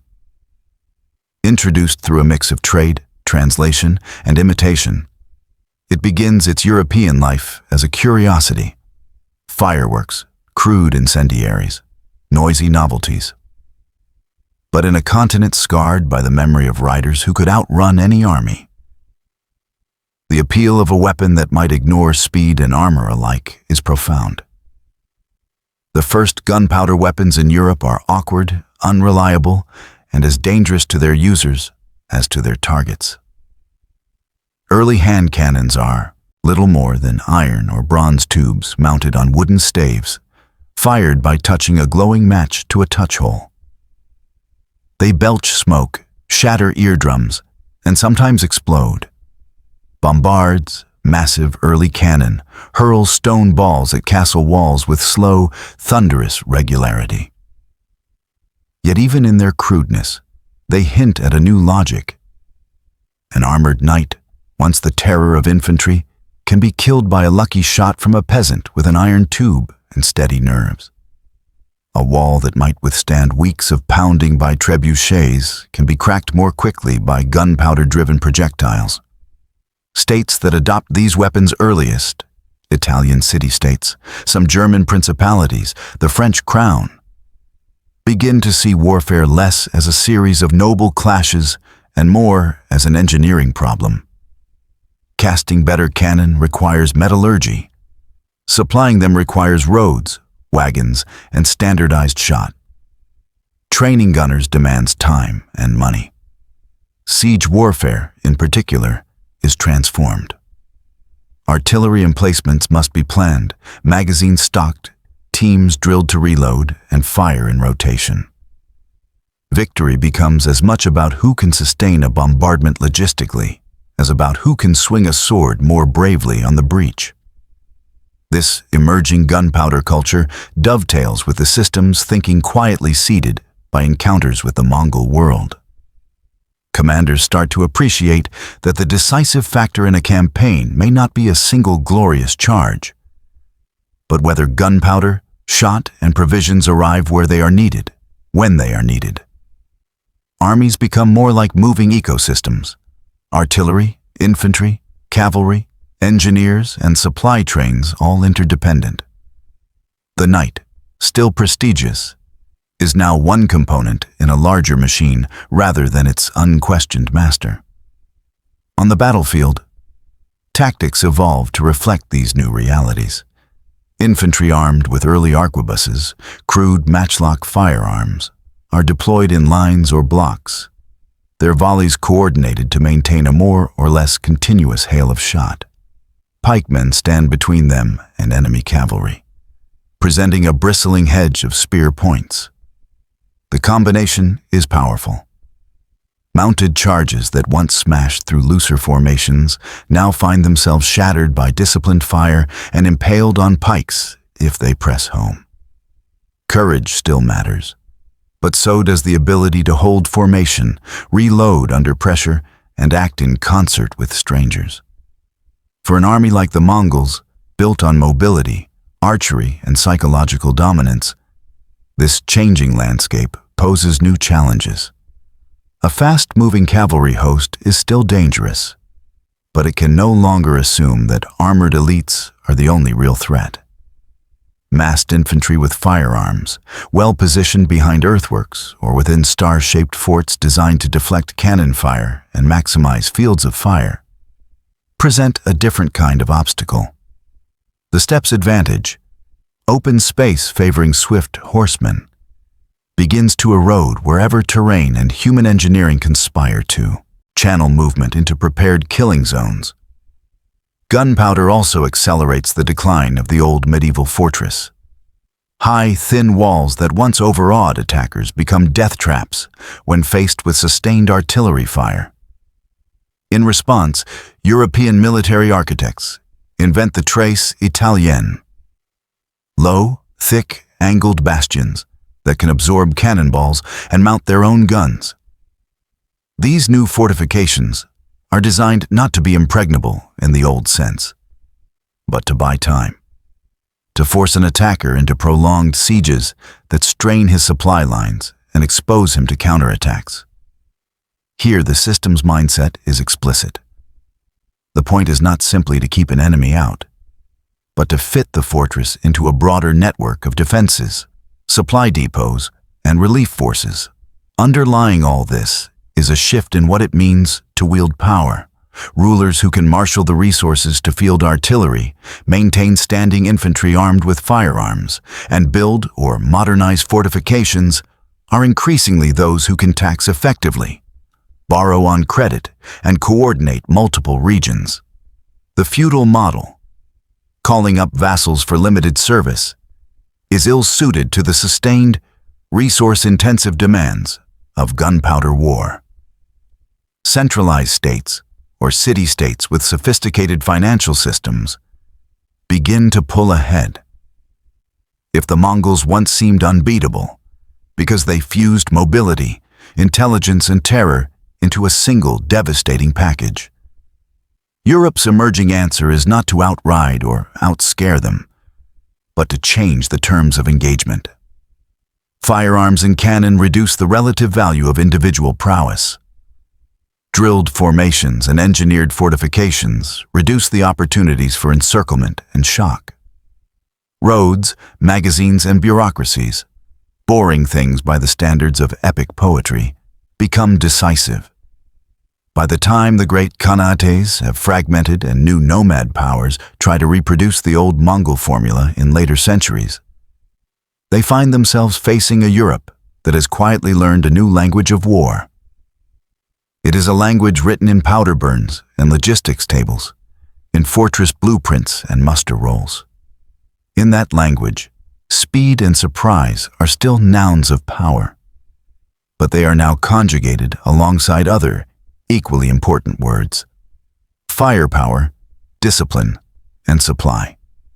Together, they form a grammar of conflict, as in which even the fastest cavalry can be checked, bled, and eventually neutralized, not by a single heroic blow, but by an entire system designed to make their very advantages harder and harder to bring to bear. As plague and politics gnaw at the edges of Mongol supremacy, Europe is incubating a different kind of response, one that doesn't look, at first, like an answer to steppe cavalry at all. In smoky forges and cramped workshops, craftsmen experiment with a volatile Asian import: gunpowder. At first, it appears in Europe as a curiosity: fireworks, crude incendiaries, noisy novelties. But in a continent that still remembers riders who could outrun any army, the appeal of a weapon that ignores speed and armor is obvious. The earliest guns are terrifyingly primitive. Hand cannons are iron tubes lashed to wooden poles, touched off with glowing matches. Bombards are enormous, immobile artillery pieces that hurl stone balls against castle walls. They misfire, burst, and kill their own crews as often as their enemies. Yet even in this rough state, gunpowder announces a new logic. Armor and height, knight and castle, are no longer invulnerable. States and city republics that adopt this technology earliest, Italian communes, some German cities, the French crown, start to see war less as a stage for individual heroism and more as a problem in engineering. Casting cannon requires advanced metallurgy. Moving them demands better roads and organized teams. Supplying them requires standard shot and powder. Siegecraft, once the realm of carpenters and miners, now pulls in founders, chemists, and mathematicians. Victory begins to depend as much on supply lines and foundries as on courage at the breach. Combined with a slow shift toward standing armies, gunpowder accelerates the decline of the armored knight as the apex predator of the battlefield. Infantry armed with crude firearms, arquebuses, and later muskets stand in dense formations, their volleys coordinated by drumbeats and shouted commands. Pikemen protect them from cavalry, presenting bristling walls of spear points. The result is a new kind of killing machine, not a single mounted hero, but a block of drilled men who fire, reload, and hold their ground in unison. For an army like the Mongols, optimized for open terrain and fast shock, this evolving landscape is increasingly hostile. A mass of disciplined infantry behind earthworks and supported by artillery is difficult to panic or outflank. Cavalry charges that once shattered loose lines now die in clouds of shot and splinters, horses screaming as they go down in heaps. Mobility still matters, but speed alone no longer guarantees a decision. Gunpowder also forces Europeans to rethink their defenses. Vertical stone walls that once intimidated besiegers are now liabilities. Cannonballs punch through them with alarming ease.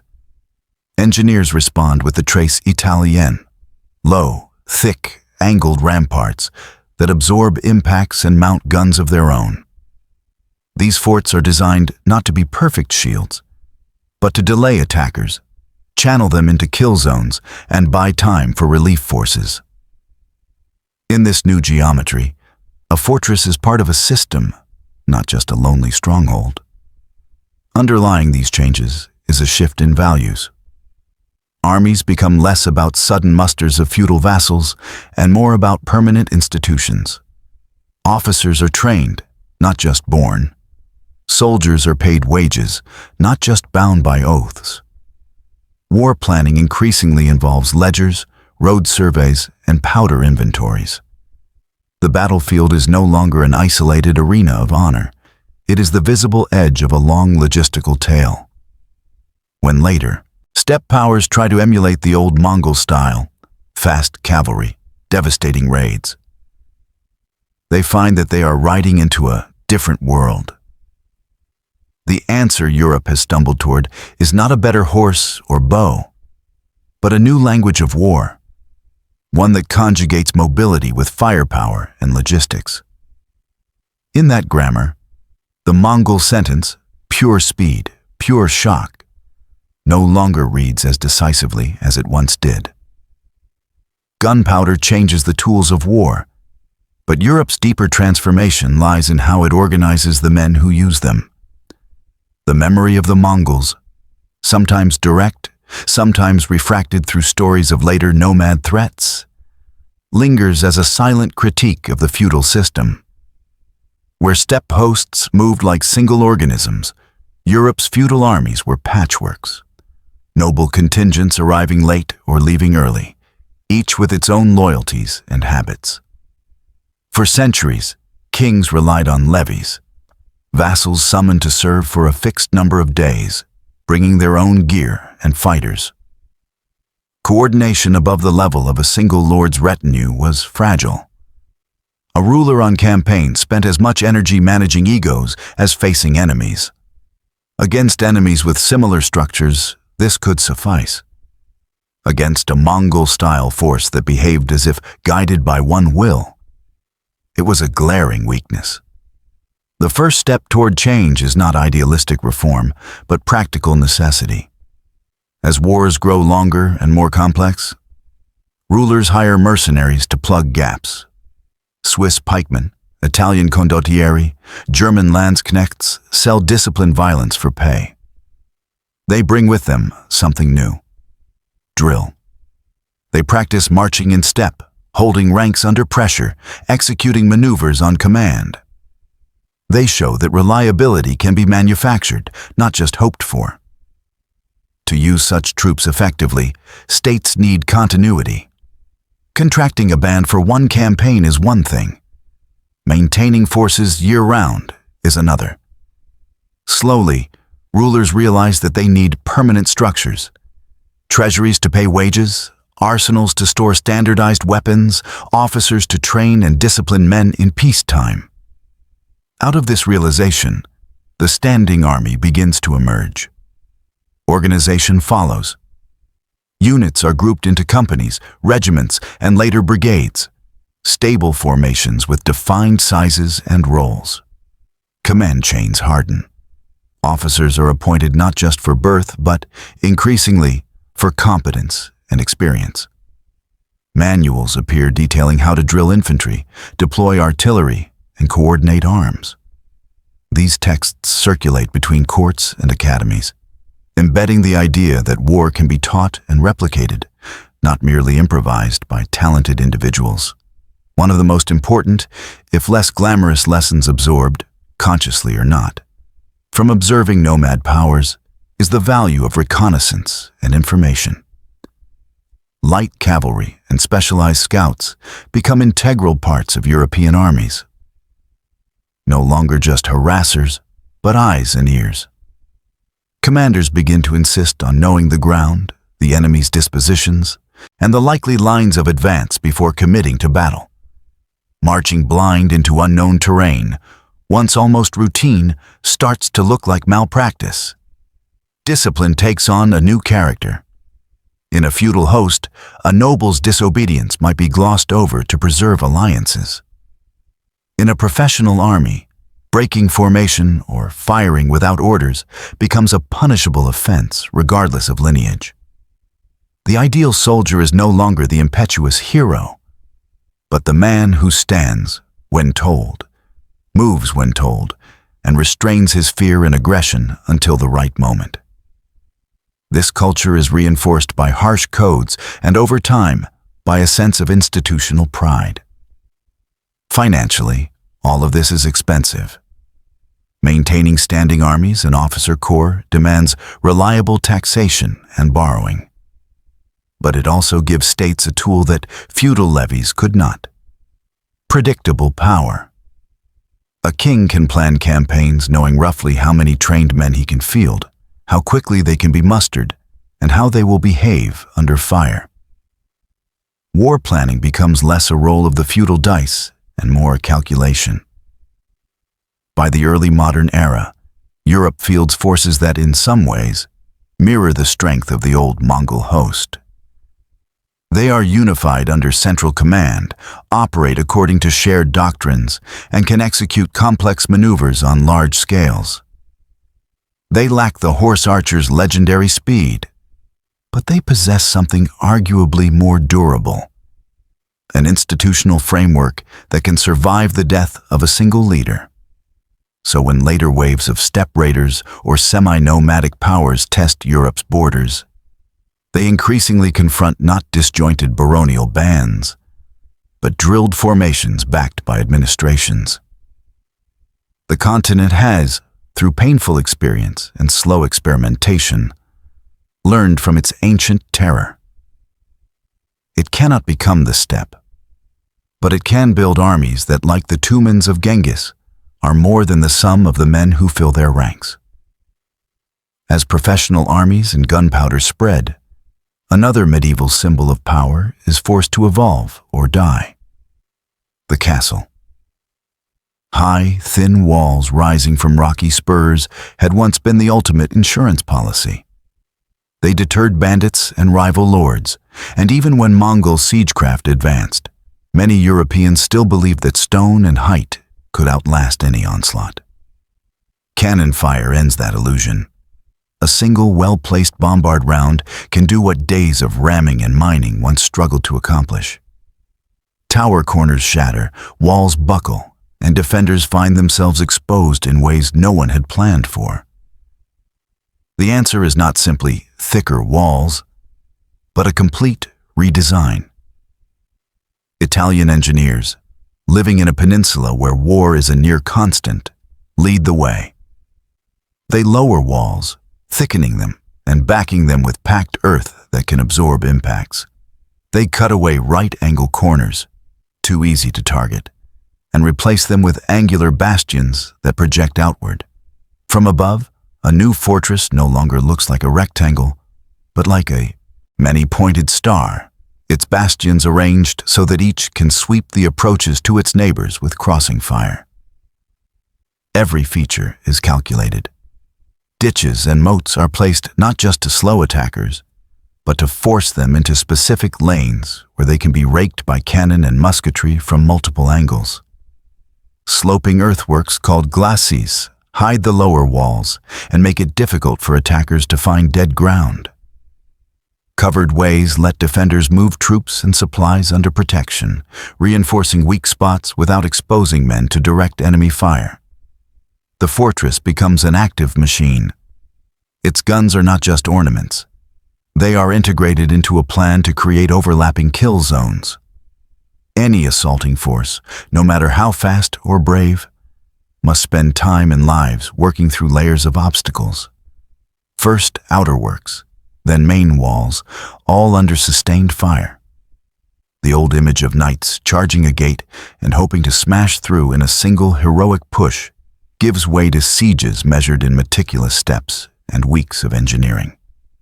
For a Mongol-style army, built around the idea of rapid campaign cycles and exploiting shock, this new architecture is a nightmare.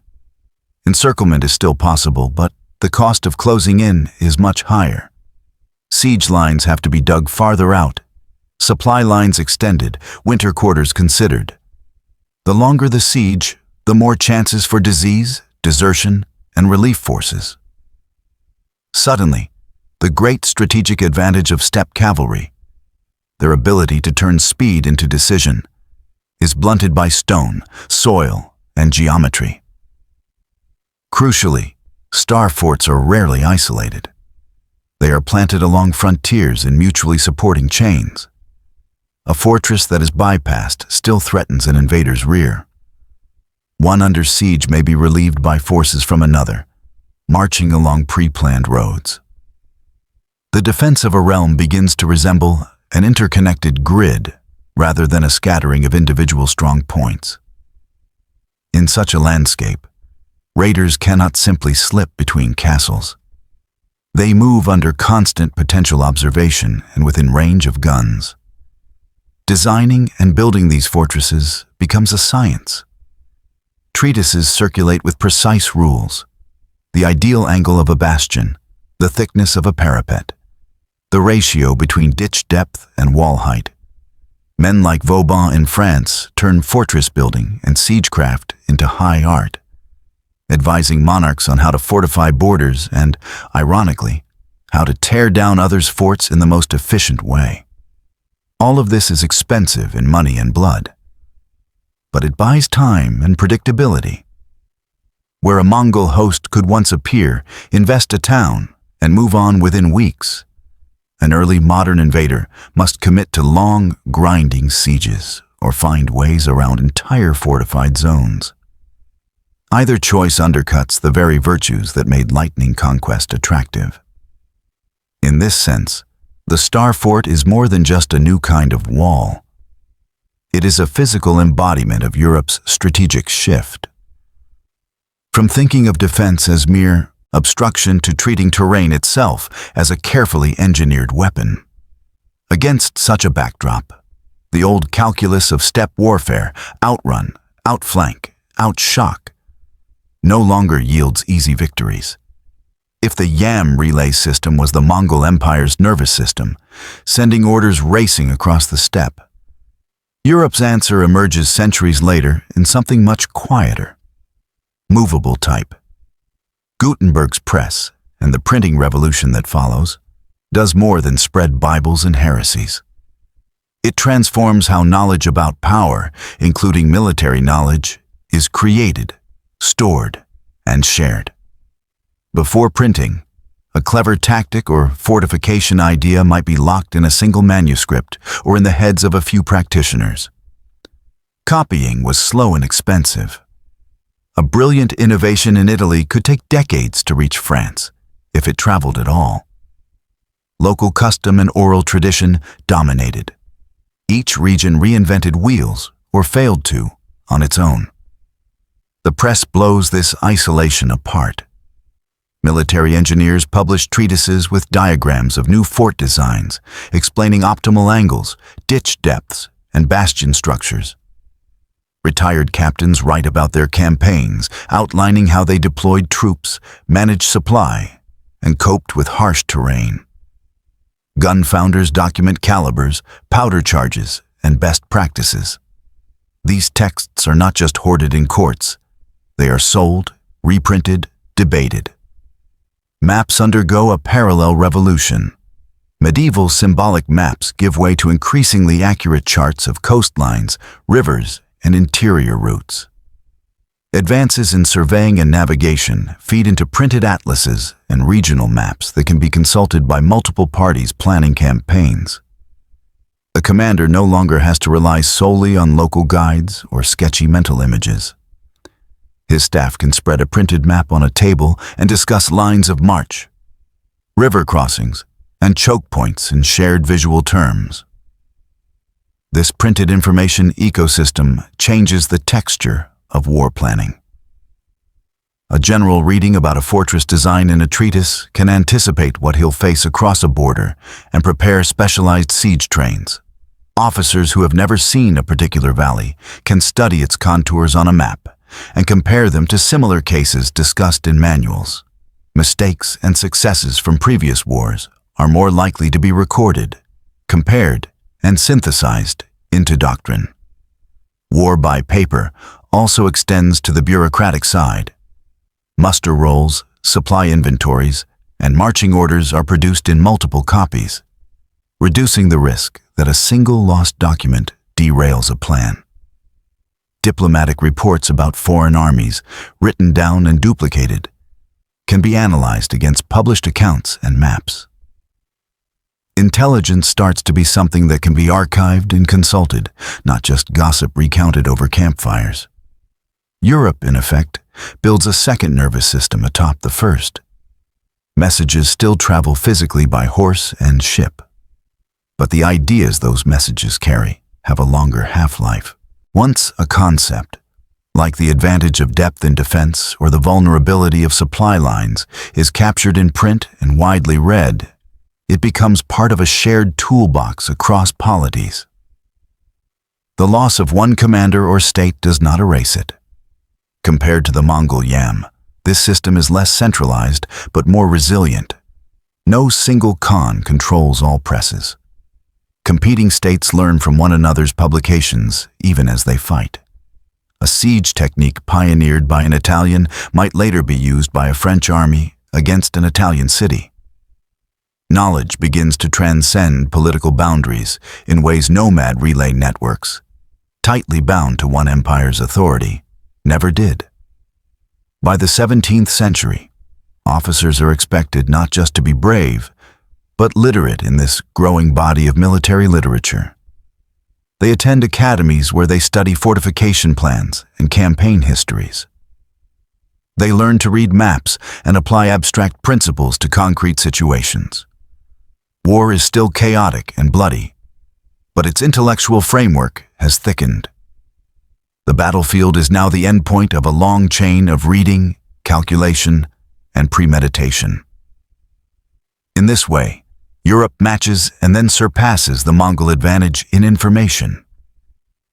Where Mongol commanders once seemed uniquely able to see far and react fast, European states now possess a slower but deeper form of vision, the accumulated, printed memory of centuries of conflict.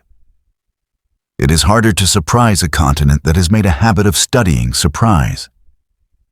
By the dawn of the early modern era, the geopolitical polarity that framed the Mongol story has flipped. For 1,000 years, the Eurasian steppe had been the launchpad for surprise. Mounted archers could pour out from its grasslands and crash into sedentary societies that were, more often than not, unprepared. Europe itself had been on the receiving end of that pattern more than once. But now, the arrows of expansion point in a different direction. European states, Portugal, Spain, the Dutch Republic, England, later France, learned to harness the wind as steppe peoples harnessed the horse. Ocean-going ships, armed with ranks of cannon, become the new mobile platforms of power. They can carry men, guns, and goods across distances no cavalry army could ever hope to traverse. Where Mongol tumans needed grass and water, These wooden behemoths need ports, timber, and disciplined crews. The logic of conquest shifts with them.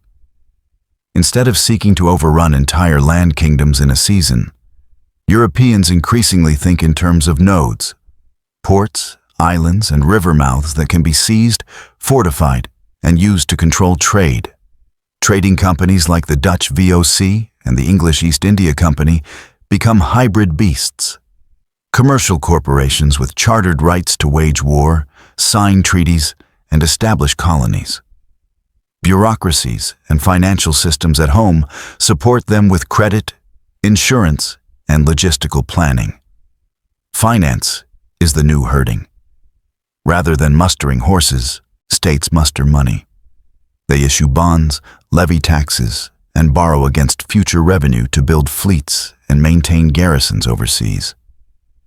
This ability to mobilize capital at scale, based on trust in state institutions and markets, allows European powers to sustain long campaigns and far-flung presences that no raiding confederation, however fierce, could match.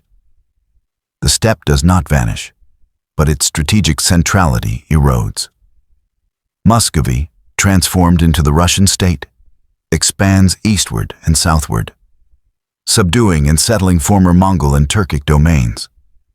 Cossacks ride where Tumans once did, but now as agents of a sedentary empire rather than independent raiders.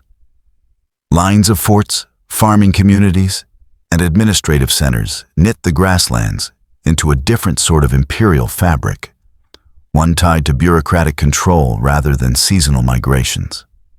On other frontiers, later nomad or semi-nomad powers, like the Crimean Tatars or certain Central Asian Khanats, still mount raids and exercise regional influence. They may even emulate some elements of Mongol operational art. Fast strikes, burning villages, taking captives. But they no longer sit at the system's center. Their threats are localized.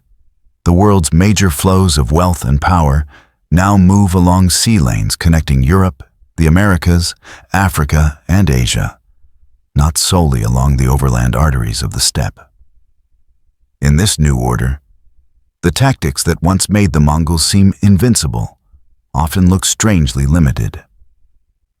Horse archers are of little use against stone forts mounting cannon on tropical coasts, or against warships that can blast shorelines from beyond bowshot. Terror raids cannot easily topple colonial systems built on written law, credit, and entrenched settler populations. The quick, decisive conquests that define the Mongol century give way to slower, more cumulative kinds of domination. The irony is sharp. The Mongols, by unifying so much of Eurasia under a single political roof, had helped stimulate the very long-distance trade and cross-cultural contacts that centuries later would feed Europe's rise. The Silk Road, stabilized under their watch, showed how lucrative and transformative transcontinental exchange could be. Europeans took that lesson, added ships and finance, and extended it around the globe. What once radiated outward from the heart of the continent now circles it. The steppe becomes a periphery, a space to be traversed or absorbed rather than feared as the source of existential threat. The archetype of the unstoppable rider from the East is gradually replaced in global imagination by the image of the tall-masted ship or the steam locomotive. This is the great reversal. Not just that Europe is no longer vulnerable to Mongol-style invasions, but that it is now playing, on a planetary scale, the role the Mongols once played in Eurasia, reshaping far-off societies, imposing new rules, and binding distant regions into a single, if unequal, system. The tools are different, but the underlying questions are the same. How long can such dominance last? And on what invisible supports does it truly rest? Seen from the height of a star fort or the deck of an armed merchantman, the one weird trick that saved Europe from the Mongols becomes clearer. It was not a secret weapon in the narrow sense, nor a single genius's plan. It was a collective shift in where to aim. Instead of fixating on defeating the invaders' swords and arrows, Europeans slowly learned to target what made those weapons effective: the structures behind them. The Mongol edge rested on integration. Their cavalry's speed meant little without fresh remounts and grazing. Their shock tactics depended on reliable intelligence, fast communication, and the ability to move multiple columns in concert. Their terror policy worked because news traveled quickly, and their logistics allowed rapid follow-up strikes to exploit panic. In other words, their battlefield brilliance was the visible crest of a wave, whose energy came from systems of supply, information, and social control. Europe's response, when you strip away the centuries of detail, was to change the medium in which that wave moved.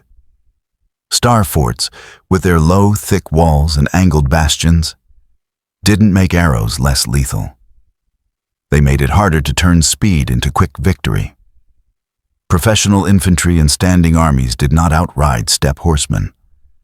They made it costly and uncertain to engage them, forcing nomad forces to fight on terms where endurance and coordination mattered more than first contact. Centralized states and financial systems attacked another layer. Where a Khan's sudden death could yank entire armies back across continents, a European monarch's demise made less difference if institutions kept taxes flowing, officers in place, and policies intact.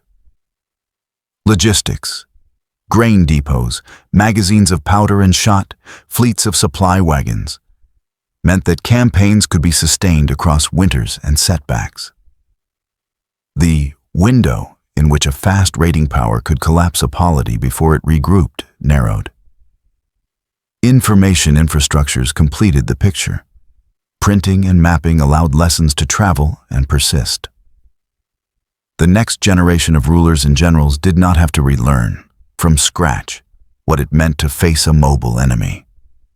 They could read about it, drill for it, and design their fortresses and campaigns accordingly. The shock that the Mongols delivered to Hungary in 1241 could not be replicated wholesale in a Europe that, by 1600, had spent centuries discussing and codifying ways to blunt exactly such shocks. The unsettling lesson is that no form of superiority, no matter how overwhelming it looks in its prime, is self-sufficient. It rests on infrastructures that can be starved, subverted, or made irrelevant. The Mongols mastered the visible dimension of war for their age. Their downfall came less from a superior army meeting them head-on than from a world that, over time, made their particular strengths harder to apply. In modern terms, Europe discovered the power of disruption. You do not have to be faster than the fastest force if you can clog the roads they need. You do not have to build stronger walls if you can build different ones that change the cost-benefit calculus of assault. You do not have to match a centralized empire's messaging speed if you can create a decentralized knowledge ecosystem that outlives any single regime. This principle extends far beyond battlefields. Any dominant system, military, economic, technological, that seems untouchable in its favored domain is vulnerable at its seams. Supply chains can be rerouted or choked, financial flows frozen, data streams hacked, public narratives challenged. The Mongols remind us that empires are not just about what they wield, but about where and how they are plugged into the world. Europe's discovery, then, is less a European invention than a general truth that history occasionally throws into sharp relief. The surest way to bring down an unbeatable champion is to make the game itself change. When the rules, terrain, and incentives shift, yesterday's unstoppable advantage can become tomorrow's awkward legacy. The hooves still echo in our stories, not because they won forever, but because, for a while, they forced everyone else to learn that lesson. Leap forward into the 20th and 21st centuries, and the silhouettes on the horizon look different. Tanks instead of horses, contrails instead of dust plumes, code instead of courier scrolls. Yet the logic that once made the Mongols terrifying keeps reappearing in new guises, and so does the logic that eventually tamed them. In World War II, German generals like Guderian and Manstein refined a doctrine the world dubs Blitzkrieg, lightning war. Armored columns spearhead deep thrusts into enemy territory, supported by motorized infantry and close air support. Radio links allow commanders to coordinate fast-moving units in ways that shock more static foes. France, expecting a replay of World War I's attrition, is stunned when its fortified lines are bypassed and its armies encircled in weeks. Strip away the technology, and Blitzkrieg looks like Mongol operational art reborn. Concentrate force on a narrow front, break through, then spread panic with rapid exploitation. Encirclements on the Eastern Front echo the old steppe tactic of the Kesselschlacht. Surround, compress, annihilate. Once again, adversaries who think in static lines and gradual advances are outpaced by a doctrine that treats the entire operational depth as a space for maneuver. Initially, Blitzkrieg seems as invincible as a Tumen appearing on a medieval skyline. But the Allies, like Europe centuries earlier, learn not to obsess over the front edge of the spear. They attack fuel supplies, disrupt rail networks, jam or intercept communications. Strategic bombing, convoy systems, and sheer industrial output erode the systems that make fast campaigns possible. The answer to tanks is not just better tanks, but a whole-of-system response. More planes, more logistics, more intelligence, more factories. Today, the echoes continue. Drone strikes feel to those on the receiving end like modern raids from an unseen steppe. Sudden, distant, often unpredictable. Special forces deployments and rapid reaction units channel the spirit of the mobile raider. Hit hard, hit fast, then vanish. Cyber attacks can sweep through networks as swiftly as Mongol detachments once swept down river valleys, bypassing frontiers to strike deep infrastructure. And modern states respond with systemic defenses. They build redundancies into power grids, harden data centers, and create layered air defenses. They monitor financial flows for sanctions evasion, treat social media as a battle space where narratives and morale can be attacked or defended. Militaries talk about multi-domain operations, coordinating actions in land, sea, air, space, and cyberspace. The frontier is no longer just a line on a map. It's an abstract surface made up of networks and dependencies. The Mongol story becomes a template for understanding both promise and peril. It shows how a focused edge, mobility, shock, information, can overturn slow, complacent systems.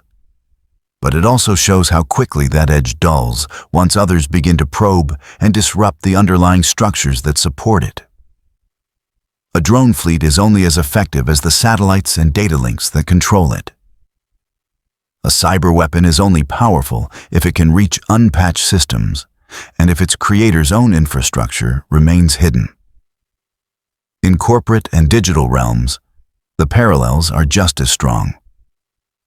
Companies that dominate through a single advantage, speed to market, a proprietary algorithm, a massive logistics network, feel unbeatable until a shift in regulation, technology, or consumer behavior undermines the foundations of that advantage. The fall is often less a head-on collision than a slow loss of relevance as the environment changes. Remembering the Mongols in this context is a way of keeping humility alive. It reminds strategists, CEOs, and policymakers that there is always a deeper layer where the real game is being played. Not at the visible tip of performance, but in the quiet maintenance of systems. The riders on the horizon, whether they come on horses, in tanks, or as packets on a network, are only half the story. The other half is the web they ride on. Amid all this talk of strategy and systems, it's easy to overlook the most humbling truth the Mongol saga offers. Even the most finely tuned machine of power runs on human and ecological fuel. The empire's rise depended not just on leadership and organization, but on weather patterns, grass growth, herd health, and the resilience of its populations. Its fall, likewise, cannot be understood without looking at droughts, plagues, and the grinding limits of human endurance.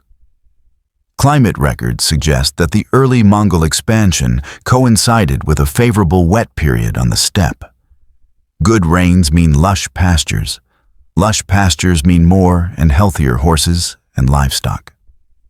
This ecological windfall gave Genghis and his successors the biological capital to support large campaigns far from home.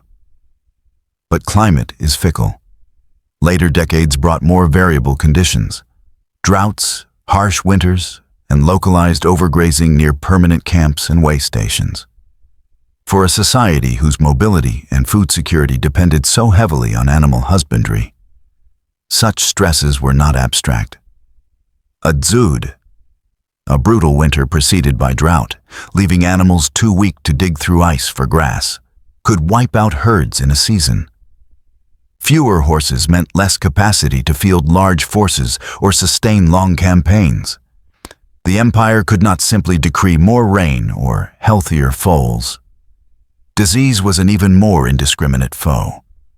Mongol armies and the populations they ruled lived in close contact with diverse disease environments.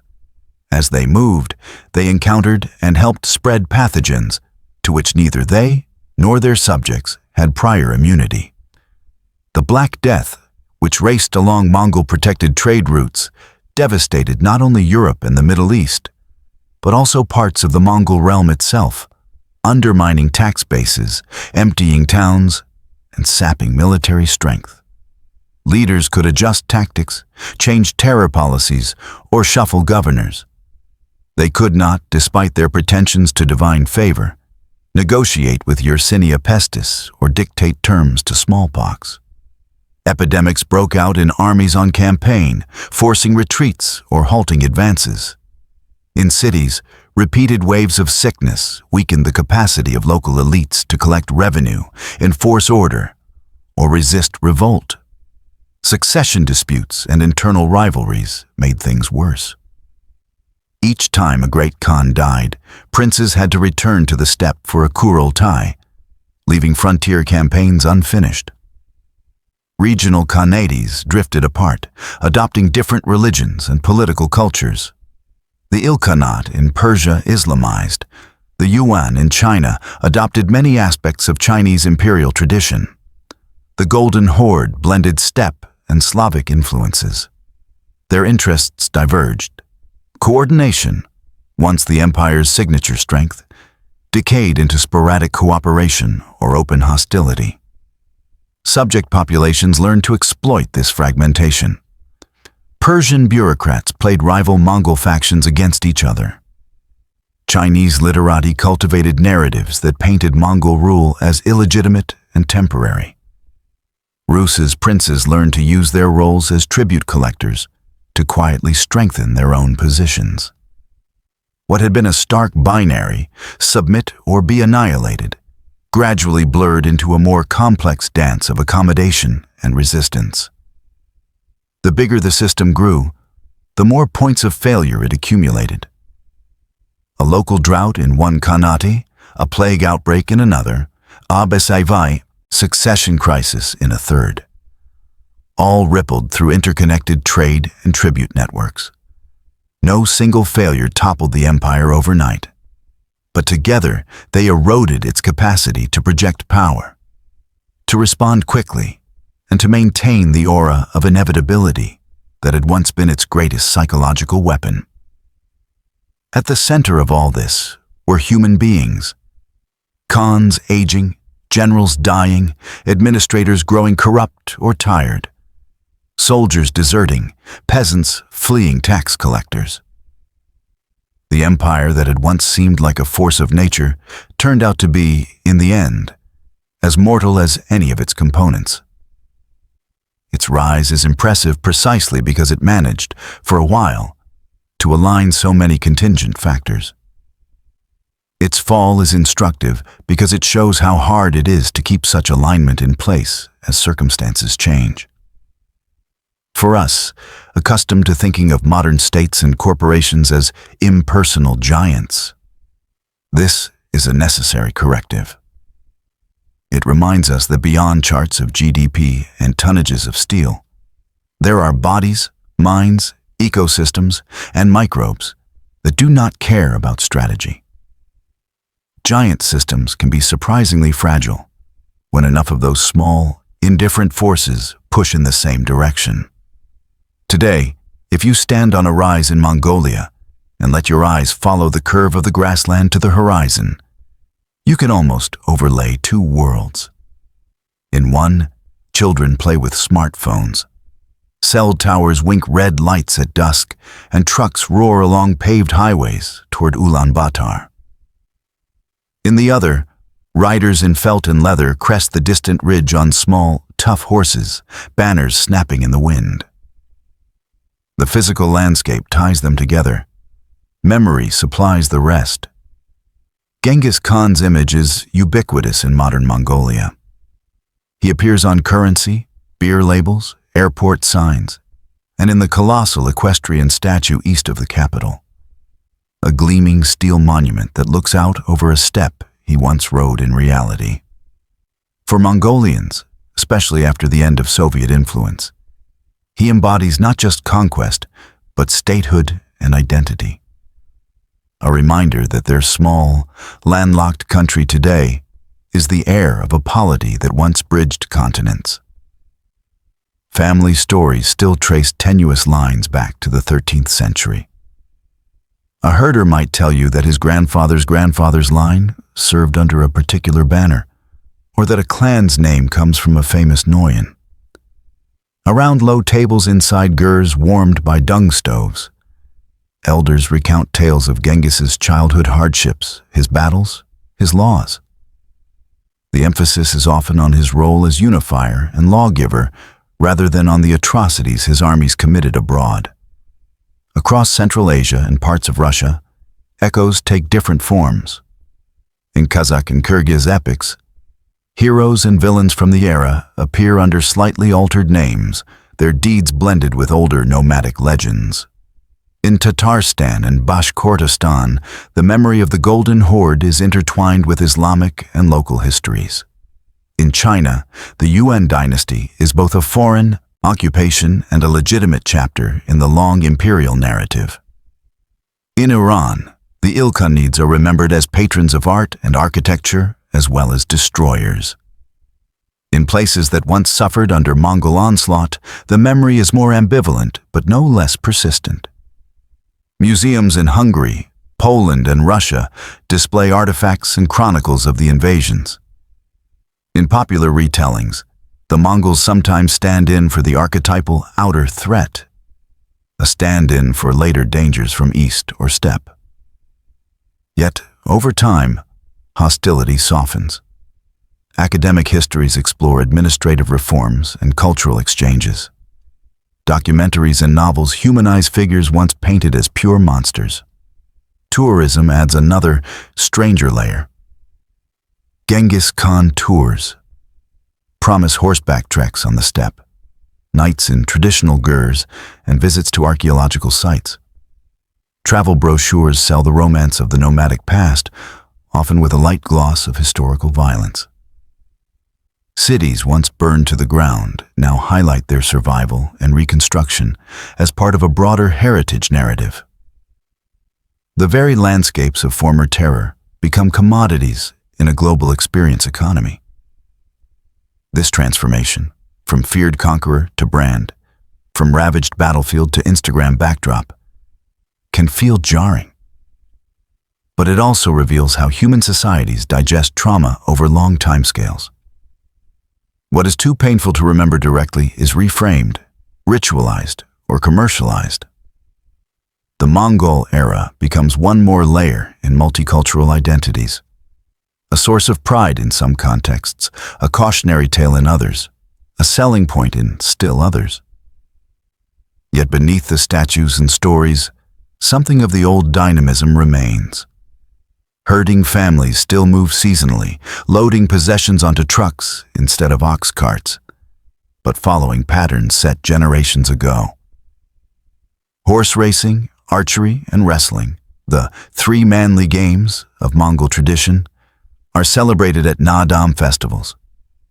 Young riders on track bikes and Toyota Prados still learn to sit a horse, shoot a bow, and navigate the open land. The sky above them doesn't change. The eternal blue sky that Genghis invoked as witness to his oaths still arches over satellite dishes and solar panels. Under it, the memory of hoofbeats coexists with the hum of generators and the ping of incoming messages. For a world grappling with its own cycles of rise and fall, boom and bust, the steppe is both a reminder of how fast power can move and how quickly its traces can be absorbed into myth. The afterlife of the Mongol Empire, then, is not just in borders on old maps.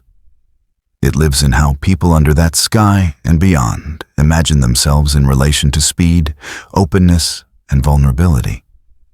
It lingers in metaphors of hordes and storms, in fears of sudden disruption, and in the recurring admiration for those who seem to move faster and hit harder than anyone else. The hooves have faded, but the patterns they carved into our shared imagination remain.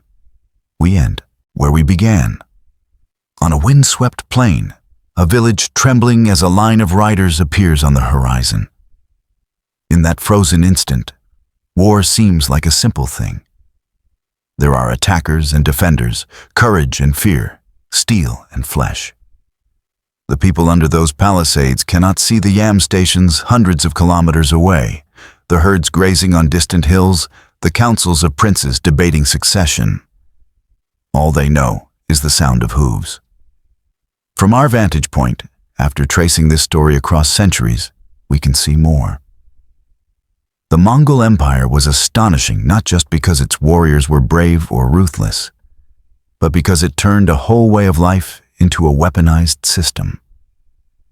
Pastoral nomadism, with its mobility and hardiness, became the backbone of an army. Oral laws hardened into yasa, binding diverse tribes. Relay stations turned empty steppe into a high-speed information highway. Terror was codified into policy to speed subjugation. Europe's salvation lay not in discovering a knight who could defeat 10 Mongols, nor a castle that could withstand any siege. It lay in a more abstract, less dramatic change. Learning to see war as a contest between systems rather than between individual heroes. When guns, forts, standing armies, financial networks, and printing presses are viewed together, they form a kind of counter-system that makes the old steppe model less effective. They don't beat the Mongols in a single duel. They gradually make Mongol-style conquest obsolete. The Mongols, for all their sophistication, never fully adapted to this shift. Their power remained tied to open land, to horse-based logistics, to a model of politics where a single family's will and charisma held everything together. When climate stress, disease, internal rivalries, and the rise of new, more deeply networked states converged, their empire did not fall in a final apocalyptic battle. It unraveled piece by piece as the supports that had once carried its weight gave way. That is the real secret hidden in their fall.